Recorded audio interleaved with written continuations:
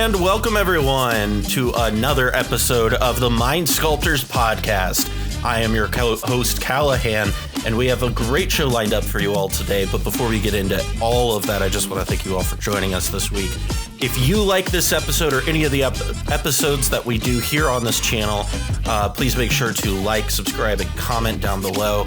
If you want access to our Discord server, as well as kind of help craft some of the content that we get, sometimes we ask the patrons what they would like to see. Go head on over to our Patreon at patreon.com/mindsculptors or check out the link in the description.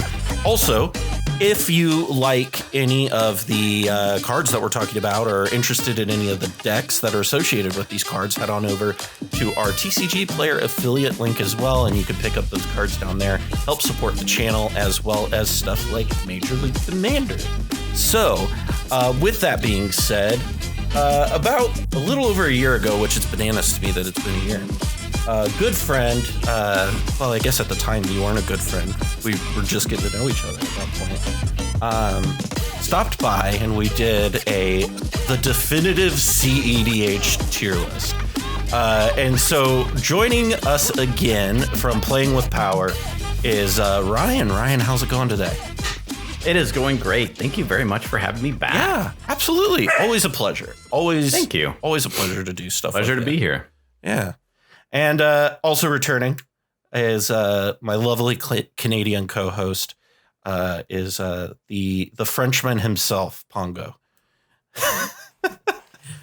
Bonjour, tout le monde. How are you doing today, Pongo? Exhausted. I only got like 4 hours of sleep last night, so... Oof. You know, that seems to be going around. I got next to no sleep last night. I was telling Ryan this before we went live. I woke up in a sweat and panicked in the middle of the night, and I have no idea why. My cat just decided to wake me up. Oh, isn't that the best? Screaming. Yeah. He was just screaming, and he was screaming not for anything in particular, just because he wanted his sister to come play with him. So he wasn't even screaming at us. So I woke up all worried because my cat's screaming. And sure enough, he's just looking for my other cat. Cats. You gotta love them. Gotta love them. 3 in the morning. Yeah. 3:30 in the morning. Goodness. Waking us up. Well, like I said just a few moments ago, about a year ago, it's insane to me that it's been almost a year at this point. Ryan came on and we did the definitive cEDH tier list, and now we're going to be doing the even more definitive cEDH tier list. And so the three of us are going to go through, and we're kind of going to go through, the different tiers of, like you do on a S tier, A tier, B, C, D, E, and F. If either of you put Lavinia in F tier, you're dead to me. Just saying that. I guess I should disconnect now. So starting us off, the guests always go first. We're going to start with Kess Dissident Mage. Yeah, so I'll go ahead and start us off on Kess Dissident Mage. Yeah. So basically, I can't remember exactly where I had it last time, but I know that Kess was a definitive, Grixis commander for the longest time in the cEDH space. And the thing is that with the printing of Commander Legends and all the really powerful partners and all the stuff that's been going on in the brewing space, unfortunately, we're seeing Kess getting pushed farther and farther back. Mm-hmm. She's not getting worse. She's just kind of staying the same, and everything else is just getting better. So Kess having her ability to recur from the graveyard and do all that kind of stuff with these really cool combo lines has been fantastic.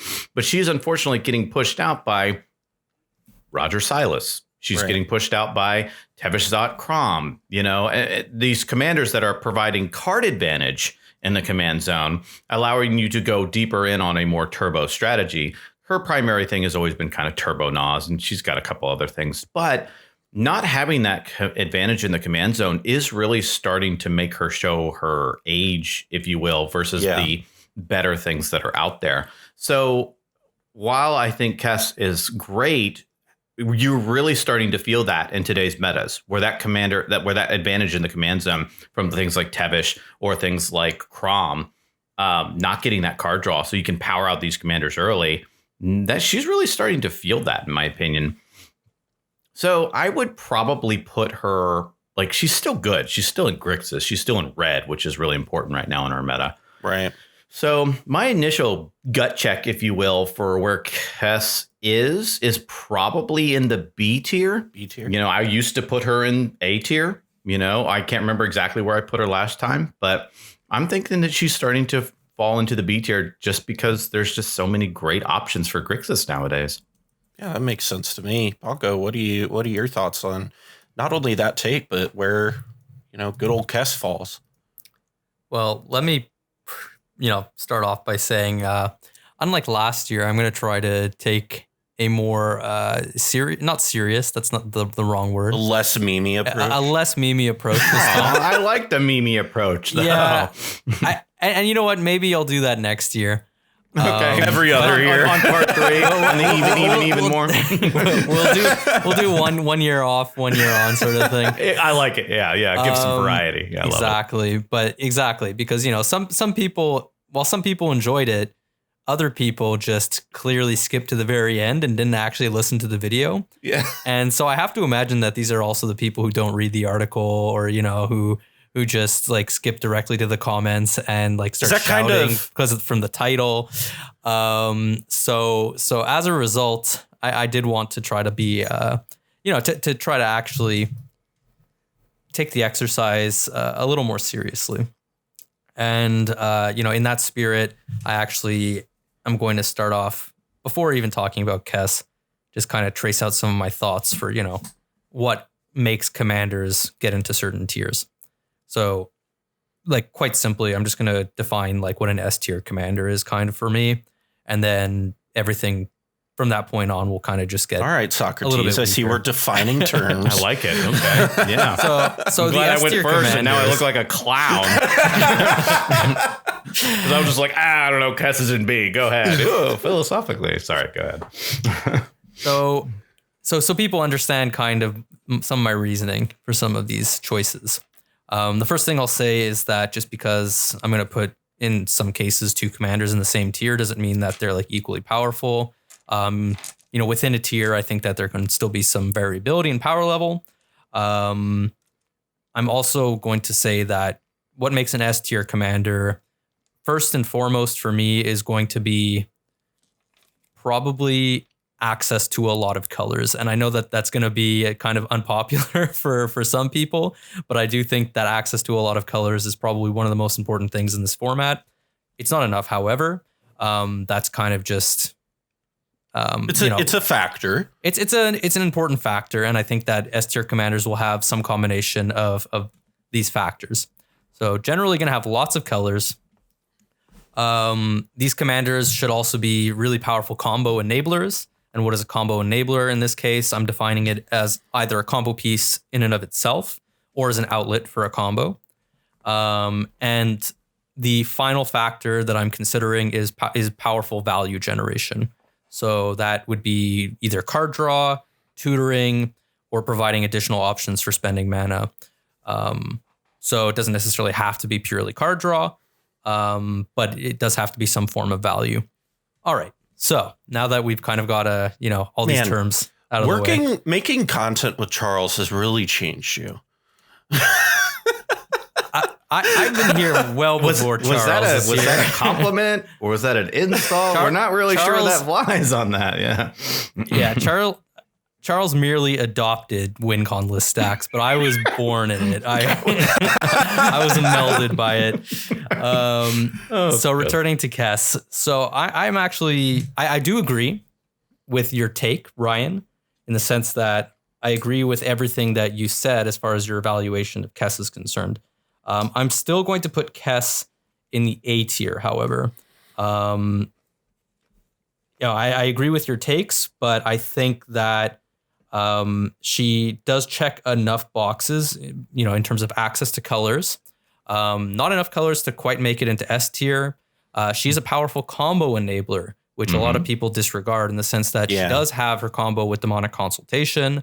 In addition, she is not necessarily the most powerful value generating commander from a purely card draw perspective, but provides a lot of resiliency in the command zone. And being able to tutor twice using Kess can also be incredibly powerful. For example, for establishing like certain 2-card combos, like Underworld Breach, or establishing your Thassa's Oracle lines and stuff like that. So I do think that while there are other Grixis options, she remains one of the powerful Grixis options. And so you're probably going to, rather than me putting some of these in the B tier because, we've got new options, you'll probably just see me putting more of these in the A tier. Okay.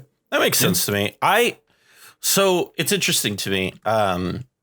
It's no secret if you listen to the show or you watch me tweet or any of those things, is that I think Ad Nauseam is severely overrated. And I think mid-range is very, very, very good. And it's generally where I like to be. And I think, so there's two things for me, because everybody, Ryan, you compared it to like Rog Silas, right? Rog Silas, I think Ian from Comedian MTG, he and I were talking the other day, and he explained it the best way, and I think it's the perfect way of explaining it, is Rog Silas pretends that it's going to have any interaction. And it like lies to itself that it's going to do anything interactive in the game. He said it much more funny than that, and it was a very funny comment. However, the point within it is very true, right? And I think right now, interaction is very valuable. And I think Kess adds a lot of that replayability, that ability that you get to have these things over and over and over again. And you're able to play mid-range in the 3 best colors in Commander, arguably, right? Probably one of, if not the best wedges available, or shards, whatever. The 3 color pairings, whatever term you want to use for them. And for me, I don't think it's quite S tier, because I do think that losing access to green and or white it's rough, but also it would make it a completely inaccessible commander. I mean, just look at Brea, right? So for me, I think it's about a middling A tier commander. I think that if you want to be playing a Grixis mid-range strategy, this is probably where you want to be at, personally. I think that's a really good point, mostly because of what you said of if you're playing a Grixis mid-range strategy. Right. All decks nowadays that are going Grixis are going turbo, and they are sacrificing so much card quality for speed. Oh, yeah. We're seeing things like Memnite being run in main deck. Mm-hmm. Oh, it's a 0 drop in, and my culling ritual makes it, give me 4 mana. That's so good. And then there's no worse feeling than being completely blown out and having no cards in hand, and then on your draw step, you draw Memnite. Well, and you're like, this is awful, You talked about this a little bit with Ian on your recent podcast with him, of how people see the big explosive plays from Ad Nauseam decks and think, oh my gosh, this is the way to go, but don't see the other games of, man, this deck just, sometimes you just draw like ass and just draw awful. Yeah, that's exactly right. And sometimes you just don't Ad Nauseam into anything. So it's very interesting. But moving on to our next card on the list is a card that I actually think is fairly similar to Kess in a lot of regards, is Zur the Enchanter. And this is a card that used to be one of the boogeymen of the format, right? Like we used to think this is one of the best decks around, like before Partner came around, and even for a while Partner was here. So Ryan, going back to you, what is your take on Zur now? I know that there isn't a lot of innovation going on around Zur. People are kind of looking at some more other options, but what do you think about Zur right now? So Zur always gets, any new 3 CMC enchantment is potentially a Zur toy to use. But let's face it, what Zur is Necropotence in the command zone. That's what it's always been. That's what it still currently is, according to the last time I've looked at Zur lists. Zur is just really sitting at the back of, at the back of the table right now, still doing a lot of the same things. There haven't been really any new tech that's really pushed Zur back into the forefront again. We've seen all kinds of really crazy things that have come out that have pushed commanders, like the partners from Commander Legends and stuff, up to the top ranks, and giving, all these new toys that kind of take things out of Oblivion or out of the annals of history and putting them back in. And Zur just hasn't really had anything in the last 12, 18, 24 months that has really said, okay, now Zur's a thing again. Being able to, having to push, 3 colors in Esper, which is good. It suffers from lack of red. And that's a real thing in cEDH right now. Losing things like Dockside, losing things like Breach. You're really feeling that in this meta right now, where if you don't have access to red, it really starts to put you down versus those that do. And Zur not having access to red just kind of keeps getting a little bit worse every year because there's nothing else that Zur is getting that's making it better. I'm sure there's a couple of things that I'm forgetting or omitting that might have been a nice toolbox piece for Zur.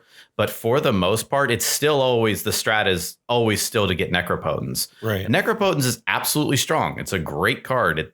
That's never not been the case. But having to try and connect, having to land Zur, resolve Zur, wait the turn cycle, then attack with Zur is a lot of setup compared to what we have today, where you can explode out a Crom, turn one, turn sideways, hit the other Adnos player, and then keep drawing cards. Like, that's really good in comparison to what Zur was doing, which seems like glacially slow by today's standards, unfortunately. I'm going to put Zur in the C tier. Yes, I know that it is Necropotence, but there's a lot to get to that Necropotence. So I wouldn't call it card advantage in the command zone unless you consider it more of, some other type of card advantage versus just the raw, like drawing card advantage. There's arguments to be made there. It doesn't win you the game. It's not like an outlet kind of going on what Pongo's kind of criteria was, which is good criteria, I think, by the way. I'm going to put it in the C tier. Not a dead commander and can still win its share of games, but just not super well poised right now. And just, people like to play with their new toys, and sometimes things get pushed to the back as a result of that. So I'm going to put it in C. All right. Pongo, we've got a C here from Zur. What are we getting out of you? I feel like I'm running back the exact same comments from last time, where I do agree with a lot of what Ryan's saying, but I'm not sure that I'm evaluating it as catastrophically as Ryan.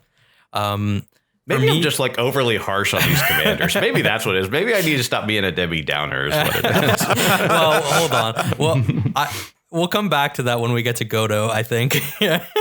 That's true. You've got me there. Yeah. So I'm going to give Zur a solid B. I don't think Zur quite makes it into the A tier anymore. That being said, I do think that Zur is somewhat underestimated these days, just by virtue of the fact that he seems to have fallen off the face of the earth. I don't know anyone who pilots Zur much anymore. And I actually did play against Zur not that long ago in paper against a buddy of mine. And so that deck is still quite scary. There's no doubt about that. Zur is still very powerful. Necropotence in the command zone is still quite insane. That being said, I do agree with your take that you do feel the lack of red. You do feel your ad nauseum being a little less consistent. The lack of explosiveness relative to the blue, black, red decks. All that being said, I am hard pressed to give any commander that's blue, black plus another color with, relevancy. The commander is also relevant, and I do think Zur is very relevant. I'm going to be hard pressed to give any of them less than a B, just by virtue of how powerful that color combination is. And again, I mean, the commander has to pull some weight, but Zur certainly does. Yeah. Okay, so you all make very valid points, but I'm probably going to over-evaluate a card for a minute, so bear with me.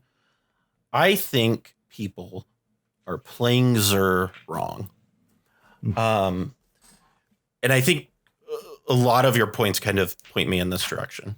We talk about how Zur doesn't have access to red, right? I would say right now, if you're trying to do a turbo strategy and you don't have red in your command zone, you're not doing a great job at playing turbo. You're just at least a half a turn slower than exactly. the decks with red. Agreed. Yeah. So, to me, I kind of feel the same way about Kess as I do with Zur. Is I think a really good example of this is like you look at, well, even Brea, I think is comparable in this regard. I go back to when I was talking with Ian last night, is we were looking at like some of the Brea lists that are out there right now. And it's very clear that they're just trying to shove Timnacrom Breach into Brea. And that's not what Brea is, right? Yep. Mm-hmm. And I feel kind of the same way about Zur and Kess, where they're like trying to do all these turbo things, and they're not commanders that lend themselves to turbo strategies. Now, Zur used to be very quick, but when you look at what the quick meant, right, years ago, it's very different than what we mean now. Correct.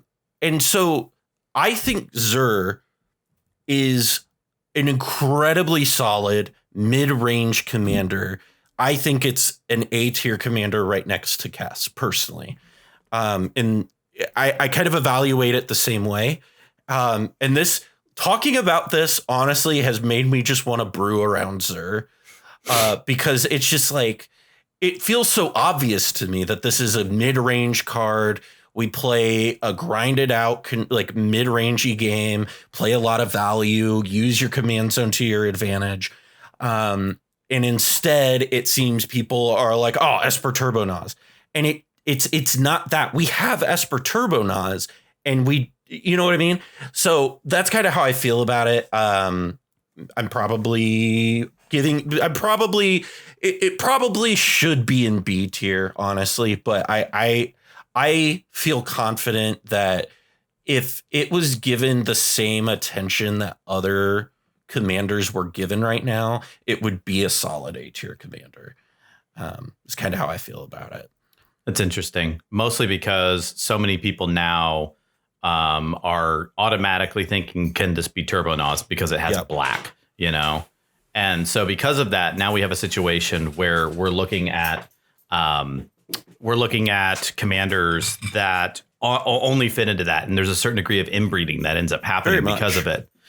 So we have a lot of inbreeding that happens in our format. So, and then there's me out here just trying to sack a Academy Rector and exactly. And so people are like, oh, well, can it be Turbonaz? Well, they can't, then I'm not going to try. Well, that was a Flash problem we had, and not to get too far off onto a sideline, be like, well, if it couldn't beat Flash, then I'm not even going to bother. A lot of people are starting to say that about things like Turbonaz. Well, if it can't be Turbonaz, then I'm not even going to bother. Right. And it's like, well, no, mid-range still has its place in this meta. People just, for some reason, aren't trying it anymore. And maybe it's because something about the flashiness of Turbonaz and the fun factor of, you know, flipping these cards and doing all these things and stuff like that. Well, and there's also a level of it. This is also kind of why most people don't choose to play stacks either, right? Like stacks, I think there's an element to it of it's hard to play those decks. They're decks that require your decision making to be good. And like, there's a lot of decks that just kind of pilot themselves. Right. And Turbonaz is not a deck that, like, there is nuance, but it's very easy for new players to not have the same nuance as an experienced player and still rack up wins. Right. Like, yeah. So whereas with mid-range and stacks and control, you really have to know your deck.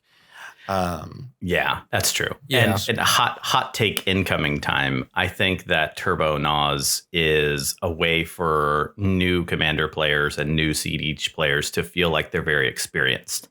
Because they're doing a lot of stuff, and it makes them feel like I'm doing a lot of things. I'm really getting this. And you know, I don't mean that in any sort of disrespectful way to anybody listening out there. I'm not saying that Turbonaz is a dumb strategy, because it's obviously not. We could do an entire episode on this alone. Yeah, exactly. Yeah. So what it is, though, is that it makes people feel like they're doing a lot because they are casting a lot of spells. Right. And it makes them feel like they're super experienced. Whereas there's a degree of nuance, like you said, that a lot of times people miss. And as a result, it kind of, so. Right. That's basically. On to our next commander, which is a commander we didn't mention last year. And I remember Pongo and I in our set review were like, nobody's going to play this card. Is Tevesh Szat, Doom of Fools. We were all wrong about this card. This card turned out to be a real commander. And so, Ryan, when you look at Tevesh Szat, a year ago, all of us probably would have been like, it's all right. How do you feel about it now here in the 2021 world? So Tevesh Szat obviously is one of the more prolific partners that are currently being played. They're pairing Tevesh with just about everything that they can pair it with. They're some of the heavier hitters right now are your Croms for the Grixis color pairing and stuff like that. And some people are but they're doing all kinds of stuff with Tevesh. So card advantage in the command zone, can power it out turn 1 with the Jeweled Lotus. That's really great. Protection, it protects itself with its thralls. And you can also, there's a degree of inevitability, like a certain amount of quote unquote doom from Doom of Fools that comes from the fact that it's always ticking up and can eventually steal your commanders. Like that's devastating in cEDH. The fact that I could steal what is, as Pongo put it, your card advantage engine, your combo enabler, or something like that. That's scary, if you will. So people really start to focus on Tevesh Szat the moment it hits the battlefield, and it's really tough to remove. Yeah. He's thick. Exactly. It blocks itself. Yeah. Like the turn it comes loyalty down. And 2 blockers the turn it comes down. Exactly. There is it's so disgusting. It is unprecedented for a Planeswalker design to be that defensive. Well, for Commander, it's not unprecedented. Right? Like they've started to push Commander, like Planeswalkers, to have a lot of loyalty for their mana cost. I do think Tevesh Szat, I do agree with you in the sense that it is unprecedented because Tevesh Szat takes it to like a whole other level. But, we can look at other Planeswalker commanders, sort of more recent ones in particular. And I think there's the one example, the name's escaping me right now, the Jund one, the Jund Land Matters one. Lord Windgrace. Yeah, Lord Windgrace, exactly. Lord Windgrace also comes down with quite a lot of loyalty. Doesn't defend himself as well, though. Tevesh Szat, you're right in the sense that it is unprecedented that he has 6 loyalty and also gives you 2 blockers. But I think we're going to see more of this. Yeah. So Ryan, what is your tier list grade for this card? Yeah, so I'm definitely going to put this into an A tier or even an S tier, simply because of everything that we just talked about. There's a lot to be said about the amount of card advantage you're getting in the command zone. We can now build a strategy that allows you to completely puke out your hand, Jeweled Lotus into Chrome Mox into Lotus Petal or into land or whatever, and get Tevesh out because he costs 5. And just be like, no problem. I'll just protect itself and replenish my hand next turn. Right. Because I'm drawing 3 cards total that turn or more, depending on what's going on. So the fact that it has this card advantage, it gives us the black color pairing. It's not super restrictive in its cost. It's 5, but that's not hard anymore with Jeweled Lotus. I'm going to probably put it into the A tier.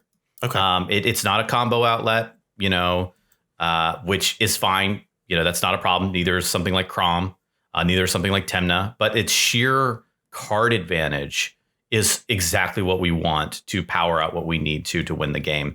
The fact that it creates thralls enables things like culling ritual, culling the weak and things like that.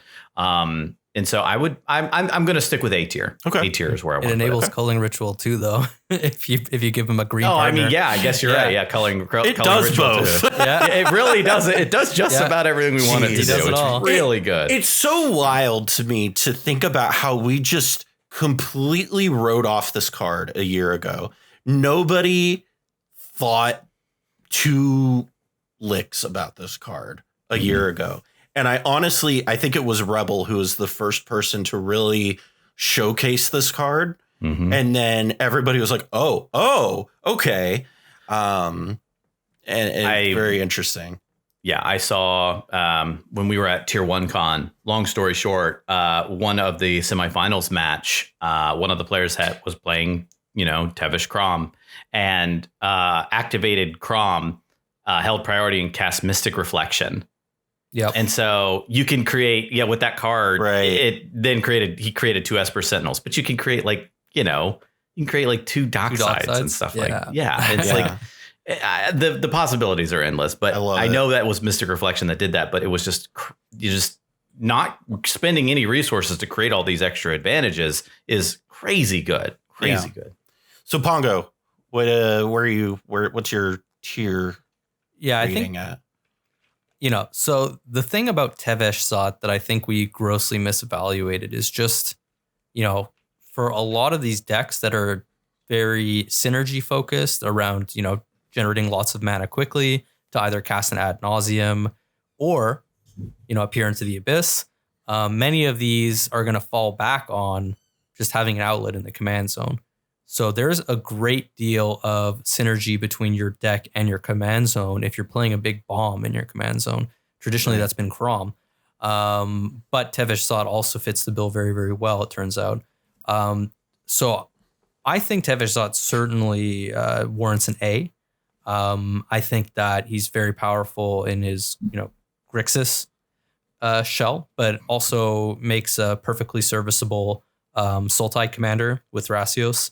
Providing another axis of play for those types of decks, providing bodies that are also relevant in that type of shell. Certainly an A tier commander, lots of colors, powerful value generation, not really a combo enabler, quote unquote, but has a great deal of inevitability, as Ryan said. So easy A. Yeah, easy A, man. All right, Emma Stone's proud of you, Pongo. So Tevesh Szat is, he's an honor roll student. Oh man. Next commander on our list is the 5-color king himself, Kenrith the Return King. And I'm pretty sure we all gave this commander an S tier last year. Ryan, is there any reason in your mind to change that rating for you? No, not at all. It just does everything you want. It has access to all 5 colors. It gives you unsurmounted advantage and possible outs in the command zone. You want to build a crazy strong, turn sideways. Kenrith can do that. You want to build a combo deck that wins with your commander. Kenrith does that. You just want a really, a way to gain life to power out a higher turbo nos. Kenrith does that. There's just so much that this card does. It's just so generically good. Oh, and reanimate things. I mean, it's just like it does it all. It does it all. It does everything. I actually don't like that about Kenrith. The fact that it just does it all. I can't tell you the amount of times that I and my team have had conversations about brews, and we were starting down a path, and we're just like, why don't we just make this Kenrith? And just call it a day. Oh, we could do these partners, but why don't we just make it Kenrith and then have access to the 5th color? It's just like, I don't like commanders like that. Part of the fun of Commander, even in cEDH, is to create, these things that focus around your commander, the person leading your army into the battle. It's the whole point Commander was created, why that part of the mechanic was there. And the fact that we could just put generic 5 color does everything you want it to do creates a situation where it doesn't breed a lot of creativity. And I love creativity, even in cEDH. And this just really doesn't give us that. I still put him in S. He's still fantastic. Objectively, he's still great. I just don't really like him as a commander. Outside of like higher, who gets really excited to play Kenrith? Well, I mean, if I'm playing Kenrith stacks, I'm pretty excited. Well, that's not because of the commander, though. See, like also can play stacks. See what I'm saying? That's like I was talking turbo 2 seconds ago, and you also said, yeah, viable as stacks commander. Well, it's like, so I actually think that, to your point, Kenrith is kind of the jack of all trades, but he's not the master of everything. Far from it, in fact. I think he's kind of a poor choice for a turbo commander, short of being like a turbo druid commander, for example. Which is an excellent turbo druid commander. Right, where you kind of have to look at it, from my criteria from before. He gives you all the colors, so that's easy. And obviously he's a combo enabler because he's an outlet for a combo. And he's an outlet for infinite mana combos, which like pretty strong for the most part, especially in red and white now with Dockside. You don't even technically need to be in white for a meal. It is nice. I like that combo personally. But like you could be playing like Skirk Prospector loops even, and like that's what you would probably be doing in a more turbo oriented shell. In any case, where is he a little weak? It's on the axis of value generation. And this is where I think that Kenrith actually excels as a stacks commander personally. Because most of his abilities are very inefficient for generating value. They're quite mana intensive. You need to play a 5 mana commander, and then obviously you're paying like 4 or 5 mana for like some of the really powerful abilities. Or you could be pumping Kenrith. In any case, you are spending a lot of mana to be doing this stuff very incrementally. And what kind of shells really give you the time to do that? So when you're soft locking the table, or potentially transitioning into a hard lock, Kenrith, fantastic commander for protecting your board, giving you action economy, all that good stuff. I think he's an S-rated commander.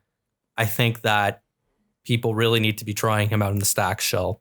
I think the mid-range shell is pretty good. I don't think he's a turbo commander though. I agree with that. I don't think he is a generic, like good at everything. Do it all commander. the time though. Yeah. People do it all the time. Underworld King, all these. I mean, that's what I mean. He just generically does this stuff. You can. I just think that he doesn't really lend that much to a lot of those strategies. Yeah. And do you need to do that when a card that is on our list that we'll be talking about towards the end exists, right? Like, right. Yeah. There's better options for that. Yeah, exactly. Yeah. So I'm also going to give this S tier. I don't really have anything else to add to it. Kenrith's great. It's kind of annoying how great it is. I love playing Druid Breach with Kenrith, and it's always a good time. Our next commander on the list is a commander we talked about a year ago. We're coming back to it, and I think I have a better opinion of it now than I used to, is Winota, Joiner of Forces. Ryan, this is a deck that has really taken a lot of people by surprise. Our good friend Ian, we've brought his name up several times today. Specifically, I've brought him up. Don't mind me. Yeah. Love you, Ian. Yeah. This is his baby. What is your take on Winota? Winota recently just won the Playing with Power tournament. Did it? I didn't know that's who won the whole tournament. Wow. So Winota, I love Winota in the fact that she showed what Boros can be. Boros has such a for lack of a better word, it's got a stink on it in the world of Commander. Oh, don't play Boros. Boros is bad. Don't play Boros. Boros is not good. You're not going to win if you're going to play Boros. And Ian, who's good people, like you said, showed the world that, like, no, this is exactly what we want Wizards to be doing. We want Wizards to give us the advantage that isn't just let me draw a card in white, let me draw a card in red. It's like, here, let me show you how we can create advantage with a commander. And Winota did this very, very well. And exploring the themes that we did, or that Ian did with this commander, and showed how powerful it could actually be by just saying, I'm not going to spend any resources and I'm just going to turn sideways and put all of these amazing stacks pieces or value pieces or protection pieces onto the battlefield and just slowly grind you out of this game is really great. It's in red, so that helps. You know, your dock side's always good. It even runs things like Mog Catcher to get things like Dockside and stuff like that onto the battlefield. And you don't see that in a lot of builds, but Winota can do that kind of stuff. So I'm going to put Winota into, and there's a little bit of bias coming right out of my tournament. So I would love to put it into a C tier by gut check, because, you know, Boros does still need a lot of work, but Winota has put great strides into it. I am going to put it into the B tier. Okay. I think it takes a little bit more of a skilled pilot to do certain things, because it's not that just blind, put all the cards onto the battlefield. There is still a certain degree of assessment that you need to do, like which ones are you putting out there? How are you attacking? How are you mapping these out? What are you playing? What are you holding back? That's still a real thing in Winota. It's not just turn sideways, win the game. You still have some decision trees you have to work with. And, you know, she is card advantage in the command zone, but she's also like some of your only card advantage in the entire deck. So if she gets shut out, you're just not playing the game, really. Right. And I know that there's a lot more nuance to it and stuff like that, but I'm gonna put it into a B tier. Okay. If she was, I can't remember exactly where I was last year, if she was in C or something like that, but I would say she's putting in some good work now, and people are really working on this deck to make it something. Pongo, where do you think? Do you think this is B, A, C? Is it a big old fat F? What do you think? Well, I can tell you now it's not S, and I can tell you it's not F. I agree again with most of what Ryan is saying here. You know, the only point of potential disagreement I have is that I don't really agree that Winota shows like what the strengths of Boros as much as she shows the strengths of Winota. I think Winota is like an absurd magic card. You know, she on her own is stronger than most of these commanders that we're talking about, that we're probably putting into like, you know, S tier for value generation. You know, if you put Winota head to head against Krom by himself, I think Winota is the stronger magic card. You know, the thing holding her back is Boros colors, actually. You know, with all that being said, she is an absurd enough magic card that I think, you know, she like maxes out potentially like the value generation part of the scale. Doesn't do fantastically on the color side, and is not really a combo enabler. She's more of just like an absurd value engine. I'm a little bit torn between B and C, and I think I'm putting Winota in C, because I do feel like a lot of her power is going to be somewhat contingent on having enough time to really execute her plan. And a big part of that will be related to turn order. I think Winota early in the pod is going to be way more threatening than Winota later in the pod.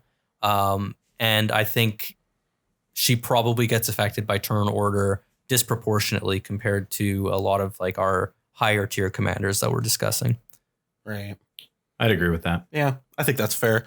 I am gonna probably put it kind of in the same space. I don't know if it's B or C.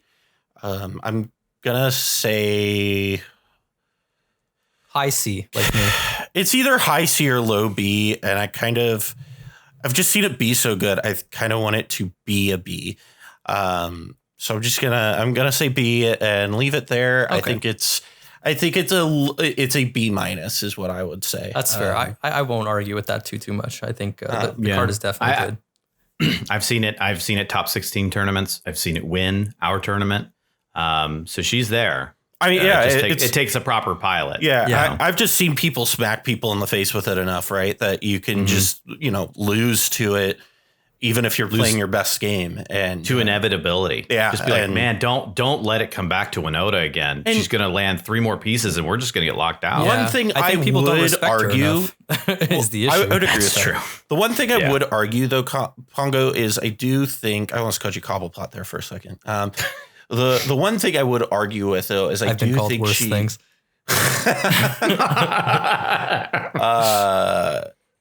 Love love you, combo. I do think it is a little, like, not honest to say it's not a combo enabler. It's not a combo enabler in the traditional sense of this is an A plus B combo. But I mean, the deck wins with Kiki Jiki, right? So like it enables it so much that you can just flip your win con onto the board. And there's not a lot of other decks that can say that. And like, honestly, outside of Najeela, how many other decks can say that, right? It is, I think that it is a combo enabler, but not in the sense that I just have to find the other piece. It just makes it so that you can get it is that advantage piece, but right? Maybe it's a semantics thing, because for me, I still see that as generating value. And what makes Winota so crazy is that she's generating simultaneously card and mana advantage. And to me, that all operates along the axis of value. I don't disagree with you that, she does contribute to assembling her combo, but like, so do other commanders that draw cards in a way. It just so happens that she does so much more powerfully along the value axis. That's fair. Well, next card on our list is a card that went second, I believe, in the Major League Commander draft. Elsha of the Infinite. This is our good old Jeskai friend, Ryan. It's got red. It's got blue. What do you think? So it's Boros plus blue, right? Jeskai's weird. Maybe it's just is it plus white though? Yeah. Come on, man. Okay. It depends on what side of that old coin you like to rest on, but that's fine. Yeah. Is it plus white? I like that more. That sounds less negative. I like that. See? I'm going to use that from now on. Is it plus white? So Jeskai's weird. It's basically all the Jeskai commanders now, the Jeskai decks are just breach. Would you like to have your breach served up with Jeska Thrice Reborn, or would you like to have your breach served up with Elsha of the Infinite? And Elsha is a kind of win conless stacks deck. Not stacks. What am I saying? I'm sorry. A win conless deck. And its colors are a little bit in the awkward side, I would say, at times. But Elsha is a combo enabler in the command zone, and you can do a lot with it. And a prolific pilot can do really well with it. Flash Andretti, the quintessential Elsha player, does fantastic work. And if you ever sit down with him, which I've done in the past, he will show you lines that you wouldn't even see because he's so many layers deep on this deck. But that's kind of the trouble with these things that are generic breach decks or Jeskai breach decks, because it's like, okay, well, I want to win this way. And then they'll kind of tell you about this nuance and these win conless plans and stuff like that, which just values individual cards over just dead cards that are just a combo enabler. And as such, we have this lack of willingness to adopt as a result. Like Elsha top. That's you do your Elsha thing, you top, you draw your deck, and now how do you win? And once you don't have your clear A plus B at that point, you get into a point where some people don't really want to try it because they don't want to figure out the lines, and people will lose games because they don't know it very well yet. And that's kind of stifles some of the organic growth that comes from more players trying it out. Elsha is neat. Elsha doesn't do as well if she's not on the battlefield, so you are super dependent on your commander.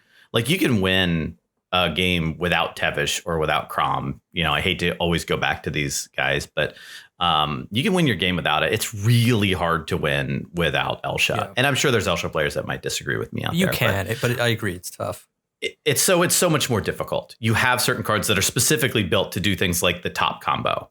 You have Helm of Awakening in there. That card's not good. Yeah, and assembling in any lines. deck unless you're trying to power out certain things or enable. Or you're playing things. Lavinia and you just want to be cheeky. assembling breach lines in Jeskai is tough too. So yeah. So you got your breach lines and stuff like that, and so you're winning with breach, and there's so many other decks that win with breach. Yeah, and so I think, as far as Jeskai commanders go, maybe this is a hot take, maybe it's not. I think Elsha's the best one. she's the best Jeskai commander, and I know, and it's fine if people disagree. That's okay. I'm gonna call up Nathan real quick. I was and thinking see what he has that's to say about it. That's fine. Just bring him on. That's a fight. I know. He loves Large Bird plus Jessica. I do too. He likes to go caw. Yeah, he does. I love Large Bird, and I'm sure we'll talk about that here in a little bit. But I think Elsha is probably the best Jeskai cEDH commander.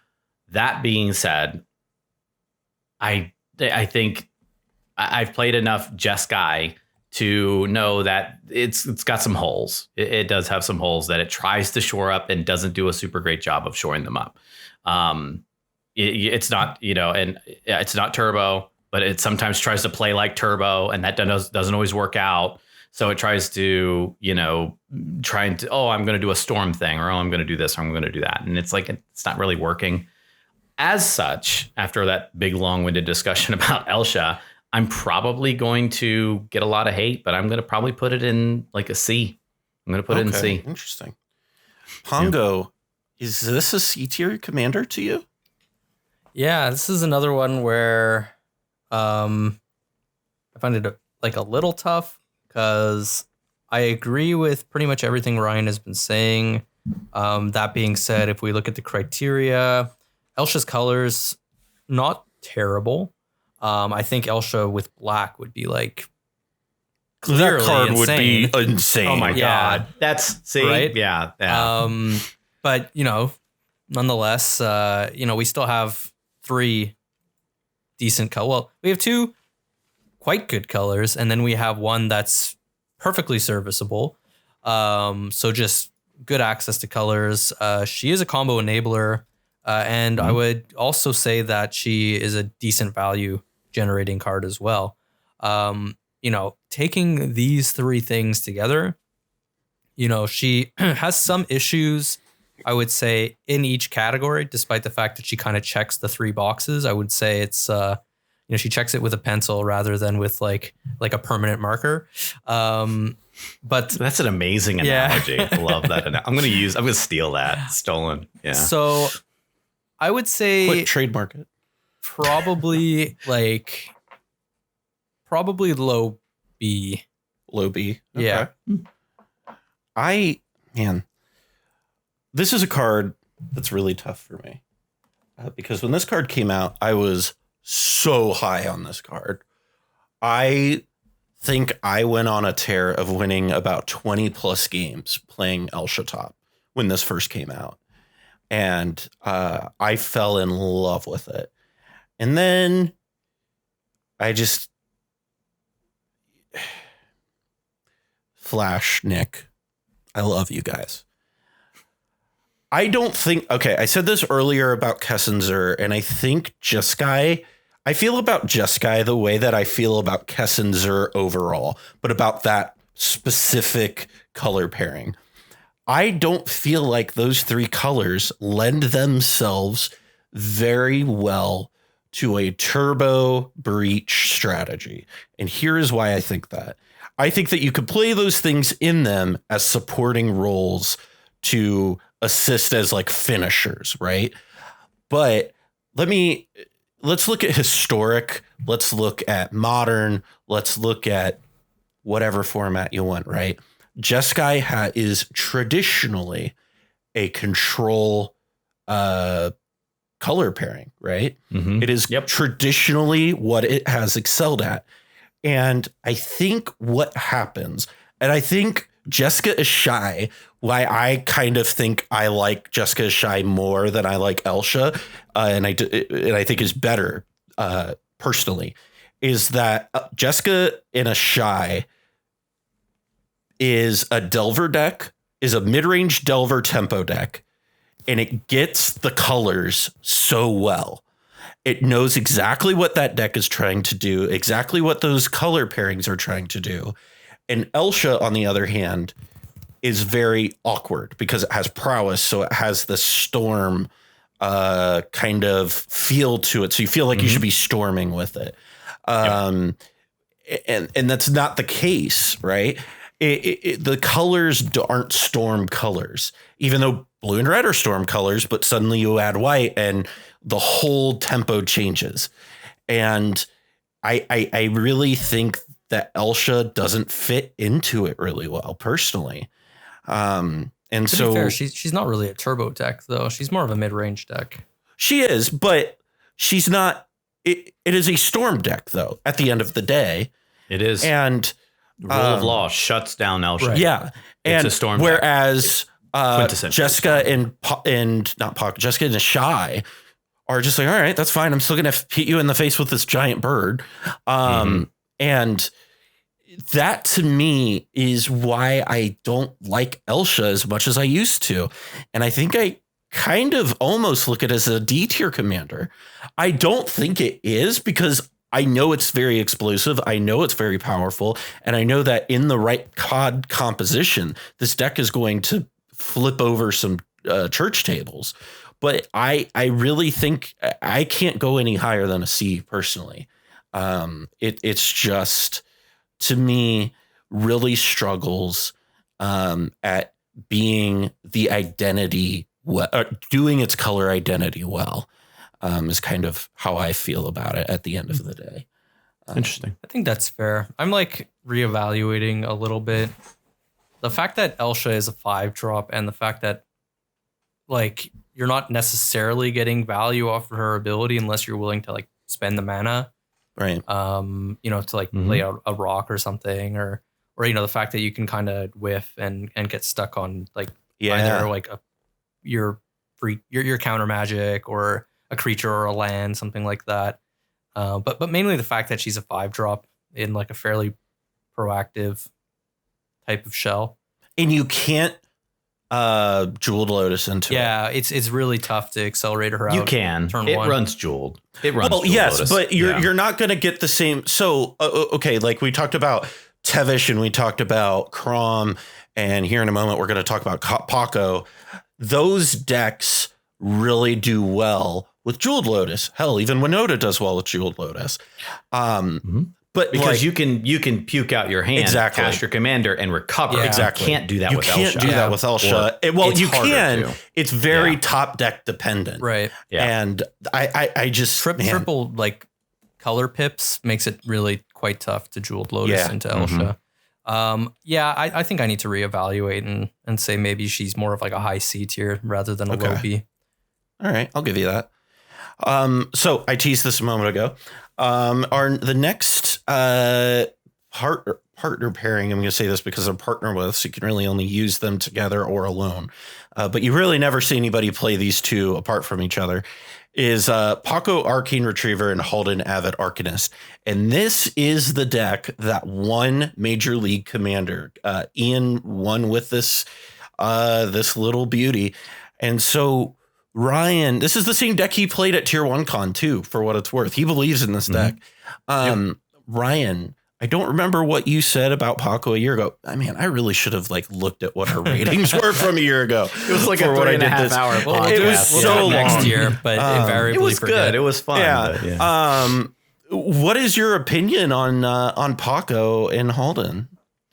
I'm super low on Pako and Haldan. Really? Teamer, great colors. Fantastic. In the right pods, it does really well. There's a little bit of luck involved with the top decks and stuff like that. You can absolutely puke out your commanders and recover with the ability to do, with the ability to cast off the top and stuff like that. That kind of stuff is all really great. And it's in good colors to be able to do that and capitalize on that. But, I've also seen Pako and Haldan scrub out at Tier 1 Con. It didn't work. And that's not to say that every deck that scrubs out is a bad deck. Sometimes you just get bad matchups or you just get some bad luck.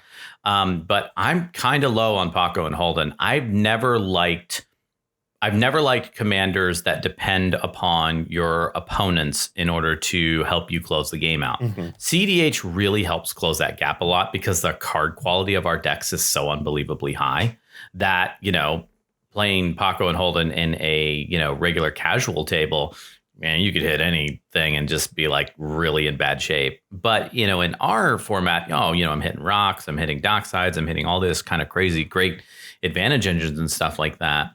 But I've never liked relying on my opponents to help me win a game. And that's why I've always been so low on Pako and Haldan. what you're ripping off the top is really what's helping you close this game out. And obviously, I know there's more to Pako and Haldan than just that. But let's face it, that is the main strat. Power out Pako, Haldan, start ripping off the top and start, getting your advantage through those. And kind of like where I was with Elsha, sometimes those top decks can be really bad and you're just sitting there doing nothing while everyone else is like, I've got my strategy. I'm doing what I'm doing. Yeah, you can rip my card. Oh, look, it was a land. Too bad for you. Or, it was a Peer into the Abyss. Ooh, super great for you if you could cast it, But all that being said, Pako and Haldan, I've never been super high on. For all the reasons that I just stated. So without going much further into that, I'm going to probably put this at a C as well. I am almost putting this in a D territory. And maybe that'll give me some hate. Maybe not. Maybe the I just cEDH cast crowd is coming for you. Yeah, that's fine. Let both of them come at me. That's fine. That's fine. But so maybe I just haven't seen it really do the things it could do. I've seen it flounder a lot. That's what I've seen in my experience. Okay. A lot of floundering and going nowhere. And that's why I've been so low on it for so long. So I'm gonna give it a little bit of a benefit because of the numbers it was putting in the Mox Bowl and stuff like that. But I'm gonna probably put it in the C tier. Okay, that's where I'm gonna throw it. Pongo, do you think this is a C tier commander? Yeah, I'm not going to beat around the bush. I think that this is a C tier commander. Okay. The reason why is, again, to return to my criteria, colors, okay. As Ryan pointed out, not the greatest, but fine. Not so much a combo enabler, but I do think to some extent we can probably extend the combo enabler sort of criteria to also include being able to beat down an opponent really quickly, since that is a win condition. So we can certainly say, being a win condition, it fits into that criteria to some extent. But where they kind of max out the scale again is on value generation, where Pako is, kind of like drawing 4 cards a turn. That being said, big upfront cost to get rolling with that engine. If you don't get quite lucky with your mulligans or, mulligan aggressively to have a fast Pako into a fast Haldan, a lot of the time you're not necessarily going to be that much. You're not necessarily doing the explosive thing that a lot of people are thinking about when they, think of the highlights of Pako. Which is not to say that, with all the fast mana we have in this format, you can't do that fairly reliably. You can, but you're not going to do it all the time. Not without mulliganing very aggressively. And, when you're doing that type of mulliganing, if you're playing against people who respect the fact that Pako, maxes out the value generation category, respects the fact that when Haldan is in play, he's basically a stacks piece that you need to abrupt decay before you go for your combo. Spoiler alert, you can't abrupt decay Pako. Just Haldan. Haldan. Oh, Haldan is the okay, stacks okay, piece. okay. Pako is just there beating down, but he doesn't give you the cards of Haldan's. I thought you were right? saying Pako, and I was like, bruh. No. You treat Haldan like the stacks piece if we're talking about abrupt decay specifically. Okay. But in most cases you do, because cutting off Haldan cuts off access to all of the cards, whereas killing Pako after the damage is done, you're kind of just stemming the bleeding at that point. Really what you should be doing is you should be removing Haldan uncounterably to take care of all of the free counter magic that they've accumulated, and then trying to win on your turn. More proactively. The issue is that Pako and Haldan, they can't really win very reliably. They don't have good win conditions, unfortunately. Mm-hmm. And so against savvy opponents who respect Haldan, respect Pako, I should say, and can cut him off at the knees, the deck is not going to perform as well. Because it's so commander reliant, and because you have to invest so much into your commanders even. Right. Yeah, I think those are all valid points. I think you guys make pretty much anything that I would say, although what I would add to it is I've had very different experience than Ryan in this, where I've only ever seen Pako just beat people in the face and nobody figure out how to deal with it. Because mid-range decks can't outgrind Pako as a mid-range deck. Yeah, that's true. Yeah. And that's a very fair thing, is my local meta is a incredibly mid-rangey meta. Like Turbo Naz is here, but there's only one or two of them. So we all kind of gang up on them.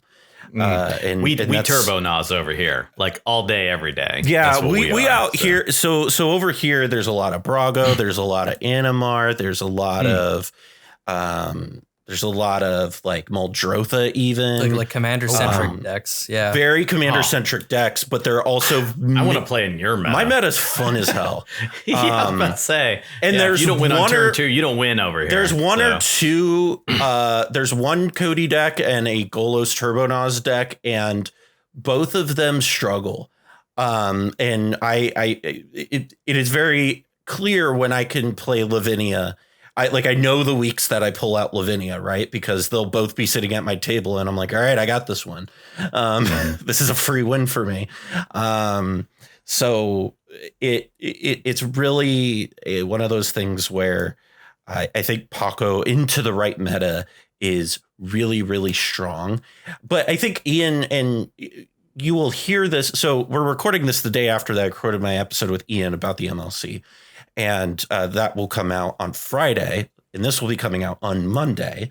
So the two of you won't know what I know. But Ian made some really good points in that interview of Pako and Haldan doesn't have a terrible matchup. Like, it's fine against Turbo Naz. Yeah, absolutely. And it spanks stacks in mid-range. Yeah. So from an overall perspective, it's a very it's pretty high card quality overall, because you don't have to play bad cards, and especially with a lot of the changes that are being made right now, some of which are because of what happened in the MLC. You're seeing breach lines get added in, a movement away from the turns kind of game plan, is that this deck gets to really sit at the table and hold its own, and has a little bit of inevitability attached to it. And to me, I think it's a solid middle of the road B tier commander. Personally, I think that if green, blue, red in commander gets more effective win cons, that is not just brain freeze my opponents out. Pako and Hall, which is a fantastic win con, by the way. If it gets just a hair more support, I think this deck is going to be right up there with the big hitters. Personally, I think it's a really solid deck. Interesting. I agree. I think we're missing a compelling win condition for Pako. And I think that's really it. Is if you look at because if you look at it as a breach deck, it's not a super compelling breach deck, right? But if you look at it holistically overall as kind of the mid-range killer that has a fine matchup against, I'm not going to say it has a great matchup against Adnaz, but it doesn't have a bad matchup against Adnaz. And it punishes mid-range and stacks. I think that's not a bad place to be sitting right now. So now if you're walking into a very heavy Turbo Naz meta, I would probably find something else to play. But this is a deck that I think if you're going into a blind meta, this is perfectly fine to bring with you, in my opinion. I still contend that people lose to Pako because they just don't know to remove Pako, or they don't do it at the right time. Okay, here's one. I agree with you on that, but here's we're gonna go off on a tangent. This is gonna be another 3-hour podcast. I know it. Unfortunately, I apologize, but here I don't want to go on this tangent too long because I respect everybody's time. But bear with me. I don't think we should evaluate the quality of cards based on how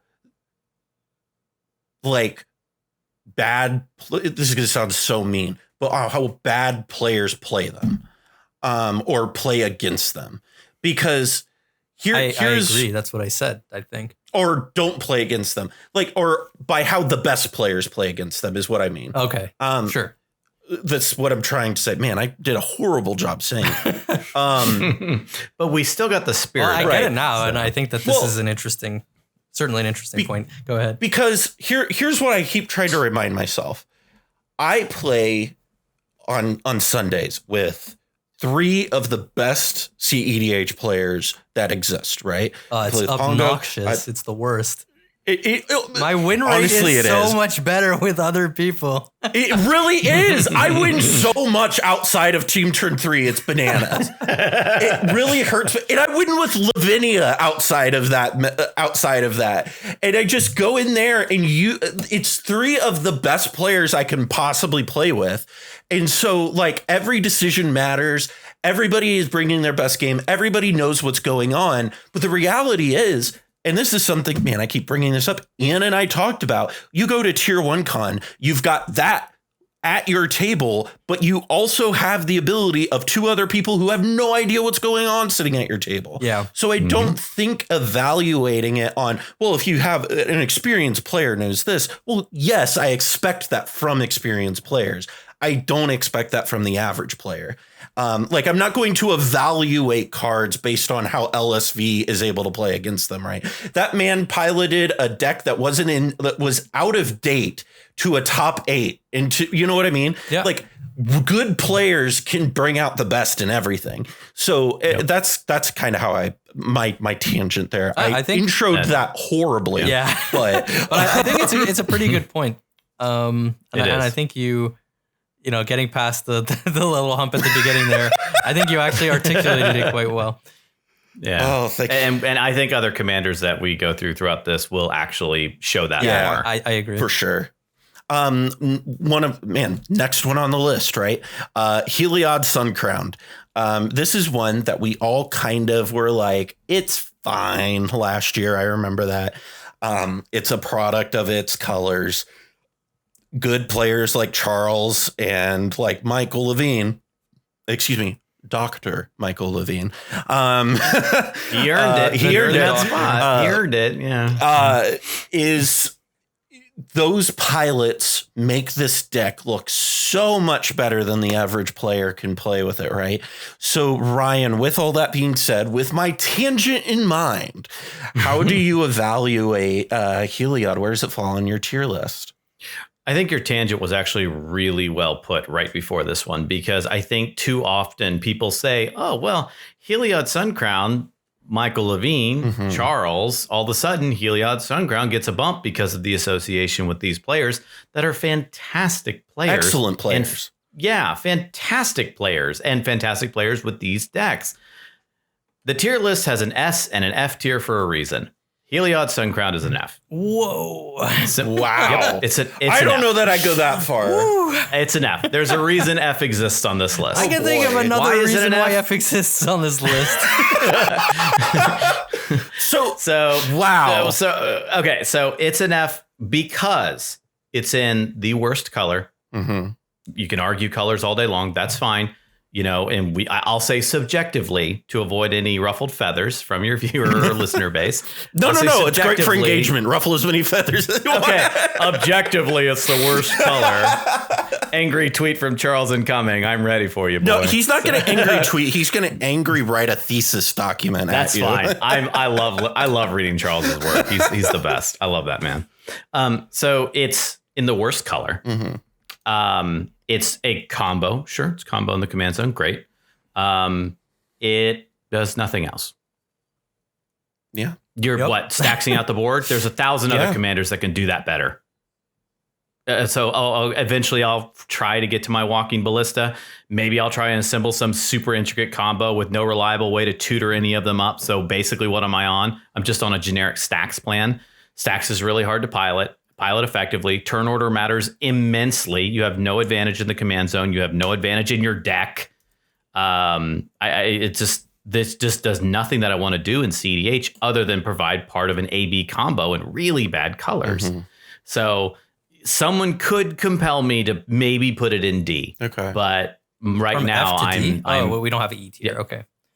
Yeah. I think is there an E tier? I can't. Well, you can't get an E grade, so yeah. We're doing S is 110, A, B, C, D, F. Oh no, there isn't an E tier. Okay, well, get out of here, Ryan.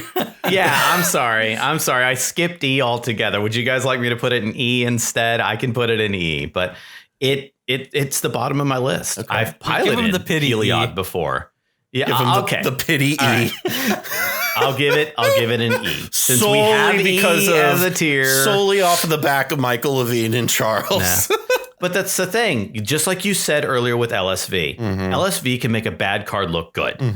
Into the North can make a deck that's surprisingly average look amazing. Right. I mean, we've actually had Morgan Spleenface go out there into tournaments that had decks that he didn't even choose. Like they were meme decks that people have chosen for him and placed. What was the one with the 5-color one from the recent Zendikar? Yeah, Cody, and we'll get to Cody here. No. The one that was the one from Zendikar, the one that the old food chain commander, but the new version, the new Tazri that he did a top 4 with. Exactly. So throwing Michael Levine or Charles behind this commander doesn't bump it up to B tier. It just means that those pilots are exceptionally skilled at this, and they can do that with a lot of things. They're just choosing to do it with Heliod Suncrown. They got to handicap themselves somehow, right? Exactly, or else they just slay every tournament they go in. So, but that's fine. So yeah, I'll put it in E tier, but all right. that's where I think it is. Pongo, what do you think? Is this the bottom of the barrel? It's not the bottom of the barrel. I agree with a lot of what Ryan has been saying. Obviously, I'm going to return to my criteria. And so being mono white, color is kind of an issue for Heliod.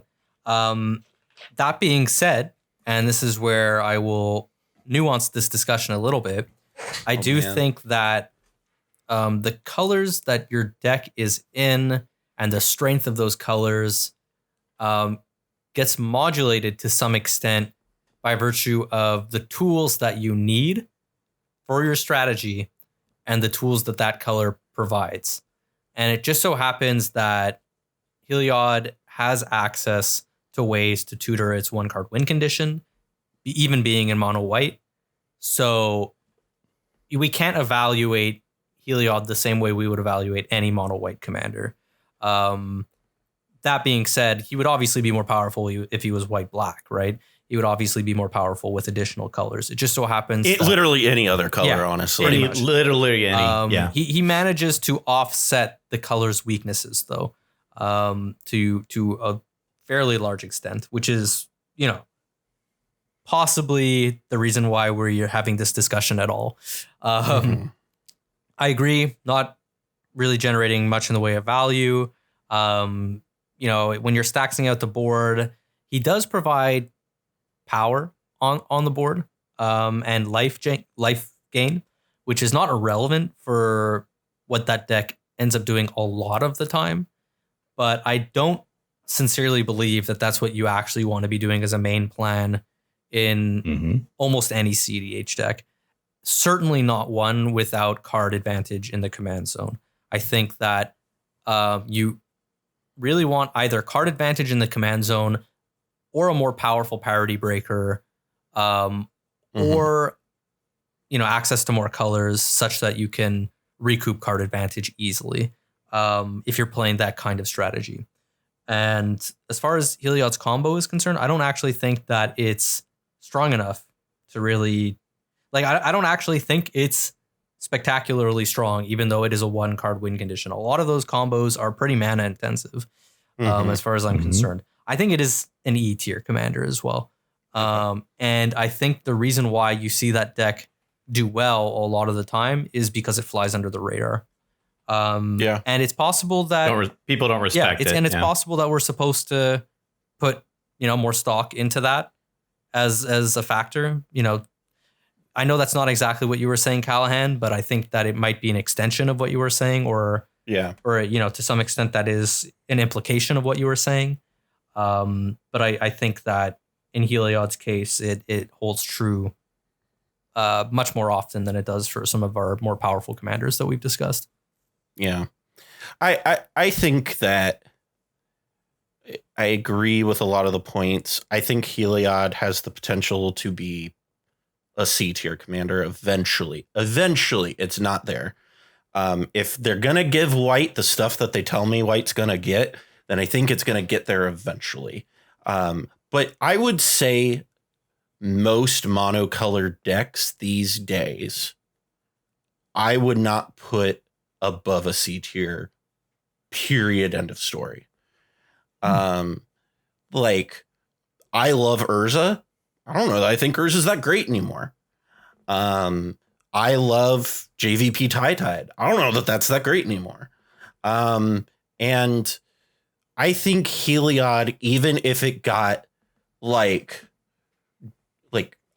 Barry Bonds level of steroids injected into its arm, it would never be able to be more than a C tier commander because it's monocolored. And that is the reality of playing monocolors, in my opinion. Now, other colors that are monocolored, I think, can overcome that to some degree because their colors can be very strong. But even the best mono black commander, and black is a really good color, right? I don't think is that great. So I kind of agree with you guys. I think E tier is where I fall on this. All right. So y'all are going to hate me because I added a card to the list because we were talking about Heliod, right? And how Heliod struggles with the fact that, the command zone thing, all that jazz. I'm going to throw out a curveball here to everybody. All right. Ryan Pongo, what do you think of Oswald Fiddlebender? I've seen a lot of really interesting stuff with this. I've seen the decks look pretty good. What is your evaluation of it, Ryan? Is this E tier, F tier, or is this a little bit better? It's really early in Oswald's life. That's very true. Super early. So hey, you know what? We were yelling about Jessica a year ago, so I think it's right. All right. Yeah. So basing this on the extremely limited amount of information that's out there, there are so many lines that can come from this commander that, for all we know, this will become the new de facto white cEDH commander because of the power it can do. I can see this becoming, through enough brew space and stuff like that, becoming like Arkham Daxon one day. Yeah. Finding this pod line, if you will, up to a win con fairly easily. But it's going to take a lot of brewing and a lot of experimentation to get there. And it's not there currently. I have seen Oswald Fiddlebender do some cute things, but not some effective or powerful things. And I think cute is great. It's good in a casual table. I think that's really fun and stuff like that. But unfortunately, a lot of times nowadays that really doesn't cut the mustard on the cEDH tables. And that's what we're ranking right now. We're ranking cEDH commanders. Mm-hmm. And Oswald Fiddlebender is fun, really cool design space. I love that what they're doing with that. But right now, he's still in E. I have not seen him put down any sort of real, actual results that are worth anything. Only time I've ever seen Oswald win is because they just let Oswald do whatever he wanted because no one took him seriously. And that's not a criteria for being a good commander. Yep. Everyone ignoring you is not a criteria. You need to be able to battle with the big boys, if you will, not to be condescending or anything. But I still think it's in an E. It's, once again, worse colors. It does help you enable your combo, so it does get you there. And through whatever lines you might have, you could ascertain that there's a degree of advantage that can be derived from it. But right now, it's still so early in its life that it's just not where I think it could be. Mm-hmm. Right now, I will put it in an E. Okay. I hope that it's a higher one day because I think it's a cool card. I hope I can put it into a higher tier one day. And I really encourage brewers out there to really fiddle with this card. Hey, he got amazing. Pongo, what do you think? Is this bottom of the barrel, or is this, more middle of the, floating oil type of thing? Asking me this question with a straight face, Callahan. So I've had the pleasure of playing against Oswald a few times now, actually. Same. And I'm not gonna lie, the deck kind of just felt like it was like treading water, like waiting for the inevitable, like pretty much the entire time, like just holding on, barely holding on. Sorry for like the really morbid imagery there, but I would tend to agree with Ryan in the sense that this is a card that I could see becoming quite powerful one day. The right artifacts get printed, and perhaps you've got pod chains that win you the game with any artifact in play. And if that happens, then Oswald is a 2 mana, like your combo is essentially in the command zone commander, right? Like, I think that you raised a very good point by bringing up Arkham Dagson, because I think, we could see him easily becoming, maybe not easily, but we could see him becoming something similar to that. I would go even further and say that, if the right cards are printed, and we're not there yet, he could become like Godo. Right? In the sense really that saying something. Wow. It's All of a sudden, Ryan's ears perk up. Yeah, I'm listening. Yeah, I'm listening. Exactly. Fairly easy to cast him on turn 1, right? Being a 2-drop. And then presumably you're doing that off of artifact mana, so you're going to have some artifact in play. It's going to take time, and it might never happen that we get all the pieces that we need for you to go from like, Mox Diamond or Soul Ring, or your 2-drop or your 3-drop up into some game-winning artifact. But if that ever comes, Oswald will be strong. For today, I think Oswald is in the F tier for me. Oh, wow. Okay. Yeah. I look at Oswald and I think of another commander who kind of deals with the same problem. You brought up Arkham, but I think there's a better comparison to be made. And I think that's the Captain Sasay. Think about how much better this deck would be if Paradox Engine was legal in this format. Like it'd be up there with Sasay and Arkham. Yeah, almost immediately. And those decks were A tier decks, right? Those were very good decks. And Captain Sasay with Paradox Engine was also, this is different discussion, but incredibly healthy for the format. But it's frustrating because, right, I look at Captain Sasay and I see the stuff where people are redeveloping it, and I still see it as really good. Granted, it's 2 colors, but I still think it's a good deck. It's not A tier. I'd say it's a solid C tier. But I look at Oswald and I think I don't think it's E or F. I think you guys are being a little too harsh on it because of its color identity. I do think it is kind of color identity agnostic in the sense that it feels to me like it's effectively a colorless deck. It's really not a deck that is white per se. It's very much an artifact centric deck. So if you're going to build your strategy around that, I think that, white's a fine color to do those sorts of strategies in, because there's lots of stuff to support that in white. I think this deck has so much potential. And I think the reason why I think that this could be potentially as good as Godo, I agree with Pongo on this, is its similarities to Pod in that if you remember a few years ago when they banned Birthing Pod in Modern, the reasoning for it was this limits our design space for creatures. Oswald, obviously, the speed of Modern and it being a creature, you don't have to really worry about it. Same thing for Prime Speaker's Zagana, right? Or Vanifar, excuse me. Yeah. But the creature aspect in those constructed formats kind of brings it down. In our format, however, it is very comparable to Birthing Pod in that regard, because all it's going to take is one artifact to come out, and nobody's going to think about it at all except the people who build this deck, and it's going to blow the whole thing wide open. And I think right now it's a D tier for me, because it's still very early, like you said, and the lines are convoluted as hell. They're up there with Inalla and Gitrog lines as some of the most complex ways to win. However, I've seen it be really good.